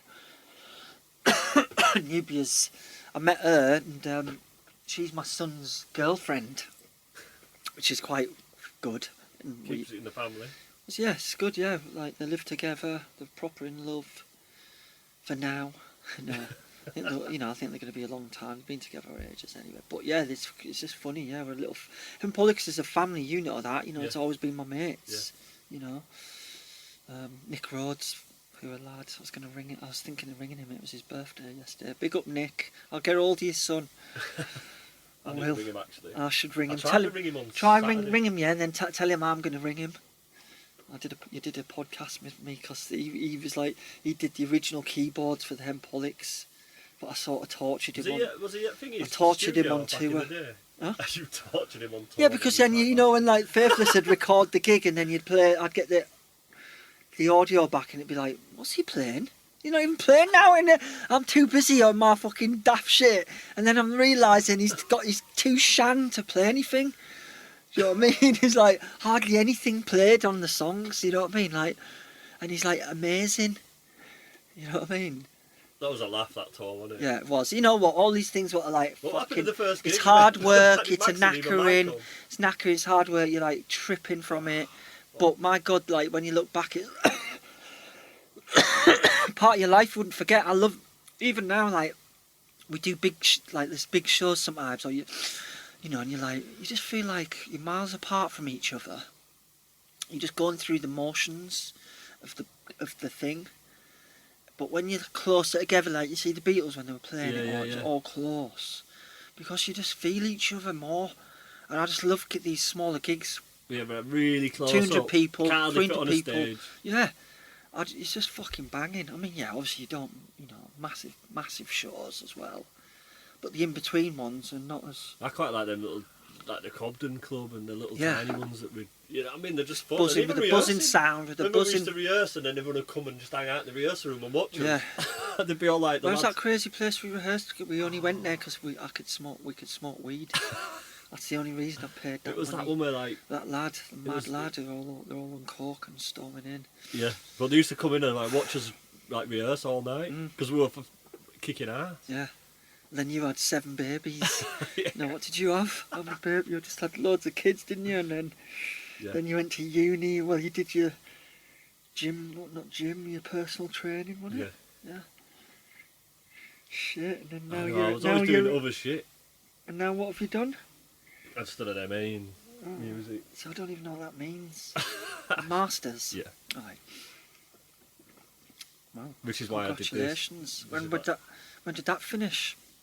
September, October, something like that. Right, fucking hell.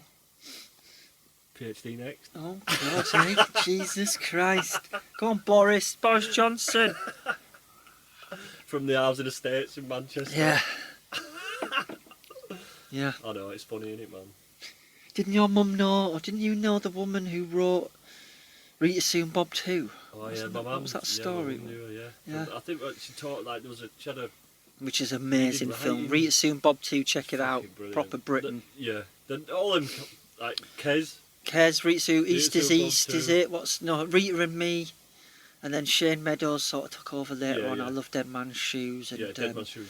Room for Romeo Brass as well. Oh my God. Well, Kez is like what school was like when I was a kid. Room for Romeo Brass is like Anita and Me. It's a bit like that, but with black and white instead of Indian and white. Is it Pakistani? I can't remember what she was, Indian or Pakistani. Anyway. But great English freaking movie. I love movies as well, yeah. I just love movies. Always have done, always love, because they've got sound. They've got music on them. Yeah. And do you it's know what I mean? Even though we were like musicians and engineers and producers, and like most of the time that's not what we talked about. We just did it as work, didn't we? Yeah. We were like into it fully, and we were there when we were doing it. Yeah. But we'd just fuck around in the studio, play football. Yeah. 3 times a week we'd play football. And yeah. You used to play 5-a-side us. Used to play 5-a-side all the time. That was great. It was the part. Yeah. Everyone who ever came in the studio had been playing football. Had to play football with us. Rollo loved it before he got too old. Used to love it. God, wasn't he a cheat? Remember, he did not like losing, did he? It's funny, isn't it? And we were like who we were in the studio and in our lives. What we were on. We were the same people on the pitch.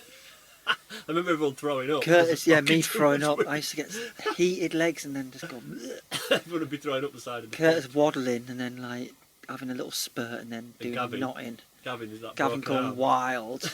Like wild Irish. Yeah, Gavin. wild Irish Gavin. Fouling everyone. Wants to show everyone Have Irish you are heard the that from him? best. We'll talk about it. I'd love to see I Gavin. haven't seen him for years. He's on the new. Well, Mr. Tommy, the flute he played on Mr. Tommy is on the new record. Is it? Yeah. So he's on the. He's going to be on the new record. Do you remember how he said his surname? Callahan or Gallahan? It's Callahan, I think. I need to know it. I need to remember. I need to get his proper name so I can put it on. Gav. I might just put me, but Grippa, so I get the PPL. You see, that's a whole other story. All these people, mate. The amount of albums I've done and like program shit, and then it's like, where's my PPL? You fucking kidding me? Yeah, they've not been mentioned on the fucking album. You know, like, exactly. It's funny, isn't it, how people forget to put you forget to credit you on that. Yeah. I've had that loads on records. Like, I played on I think that. the worst one the worst thing, a few faithless things, but I've been hit hard with money, but I did a Marlon Rudette album, right, and he was Matterfix, right, and then he became Marlon Rudette. They're not really big in England, but they were in Germany, and he'd been round the world and basically wanted to be a solo artist, and he went around the world meeting all these different producers, and he had these dodgy demos, really rough demos, and then, you know, we hired Craig Dodd, and it was the Brixton studio, the dairy, and we hired that, and I was 30 days, and I think I only had 2 days off or 3 days off. We just went hard on this album. We lived and breathed it. Just me and Marlon. And his manager would come in, and it was all these different musics from all around the world. Anyway, I went hard. I helped him a lot, and I programmed 2 tunes, and proper, you know. And the room was really hard to mix in. It was just not a good room to mix in, but I somehow did it, and helped him with all the sections, helped him with the sort of what should be in and out and all like that. And then they were like, well, we're going to give you point on this album, and then halfway through it, and then the last day I think I finished, and then they were like, the manager come in, he's like, no, can't give you a point. And I was fucking pissed off, right? And then they tried to screw me with money, right? Instead of 300 quid a day, they give me 150 quid a day, right? And this went on to be a hit album. Like, it was #1 in Germany for 12 weeks. They're the worst song on the album to me. It was fucking awful. Who did he write with? His famous, I think Robbie Williams. I can't remember now. It'll come to me. But to me, it was crap. But, you know, to me, the crap stuff always is the ones what does the best. You know, you need a studio god. Because it's just like, I've just not been brought up listening to shit. I'm sorry. So then next minute it's fucking #1. Yeah, and then the next minute it's #1. So then basically, that was #1. I've seen him in Ibiza on the beach with a big cigar. Doesn't have to work again. Do you know what I mean? Like, he smashed it, that album in Germany. Germany's bigger than England. And his album went #1 for weeks and weeks, and I should have had a point on it. I did, and it got taken off me for no reason except they're greedy. Yeah. And they want it all for themselves. That happens because a lot, it's all in the moment, you see. All this shit's in the moment. One lesson that I still haven't learned is get it fucking in an email and signed. Yeah, before you. Because it's hard, because it's embarrassing. Yeah. Because you can't work in it. It's not my vibe, that sort of thing. Like, let's talk about. I'm not a money man. Never have been. You know what I mean? It's like, Same. it's not a contract. You know, my manager Inky, what contract he got, never will have. You know, it's trust and a handshake. It's old school. You know. I'm a fucking 25th generation ancestor of William Wallace, motherfucker. Oh man, you told me about that. Direct. No, but you know, just rebel. My dad was a freaking rebel. My granddad was a bit of a rebel. Just got rebel. Rebel blood. Yeah, it's crazy. It's mad how you ended up sort of in professional studios. From a drug dealer to a studio. But yeah, but you know me, even when I was assistant, I was fucking selling weed. Wasn't I? Anyone? I see the camera. All right, it's him. Right, Remember yeah. when what you call it? Used to Just call anyone want a cup of tea? Run out because I'm a famous- fucking skin man. famous I've got a singer kid from and I Wham. need to hustle a bit, get some money. My weed habit Everyone is so used to come big. and get weed off you. Yeah. That guy from Wham. What? I remember, yeah, Wham, George Michael. That was like the sort used to. George Michael did a few sessions and I was on assisting. I got him some I weed. remember that. Made the most money I'd ever made on the weed, but it was really good weed. Didn't give him really shit weed, but I made double the money. T. Wright, he's a multi-millionaire. Fuck him. And so yeah, I used to sell weed. But, you know, Out of the studio. Yeah, because people it's turn up the 50 quid a studio day. all times a night. 50 quid a day you're on, trying to like hustle and your rent and everything. Oh, kids. Trying to survive. Yeah, exactly. So that's why Hempolix fits so well, because it's been like the root of my life. I should never have listened to reggae. No, I should. I love it. I don't mind. You know what? I've got no regrets. Same. Not, you know, I can't live life regrets, and you don't look back. You have to look forward. You've got to keep going forward and doing your music. Mm. Alright guys, well listen, let's call it a day for now. We'll do another one. Yeah, We'll let's do another one. Round 2. Round 2. Yeah, thanks for having us, and everyone, big up and enjoy Christmas. Is this going to be before Christmas? Yeah, I'll get it out this week. Enjoy Merry Christmas, because last year was terrible, wasn't it? was We were all awful, fucked. was All in of us, hospital. no one could do now because it was COVID. Everyone could stay at home. Well, in England, that was the rules. But I still haven't been vaccinated. Suckers. But I don't. You know, I'm not like a Anti-vaxxer. Yeah. I'm just. I like, had it last Christmas I'm just when I was in waiting for. hospital. Like, I'll take that risk, and I'm waiting to see if yous are all going to grow free brains. No, but you know, I don't know. I think it was all. I think it was all super rushed. It's been But anyway, Brexit and COVID, God, it's been a nightmare. It's been a fucking shit. Families Since and 2016, friends and lovers falling out. divorces Yeah. and fucking split up. Yeah. Oh my God. It's been about. It's been. But then it's 5 been years. then it's been good for, like, you know what? I don't like this. What I'm doing. What am I doing? You know, I want to change. Loads of people have gone, this isn't what I want. I want to actually do what I want to do. Yeah, because you've stopped in the rat race for a second. You know, because we're all chasing carrots. Yeah. The never-ending carrot, what doesn't exist. You know what I mean? You just got to live and die, and then you don't matter. That's that you- it. What, all the shit I I've always got think, around like, me, you if can't you- take nothing with you. How many summers have we got left, Gadge?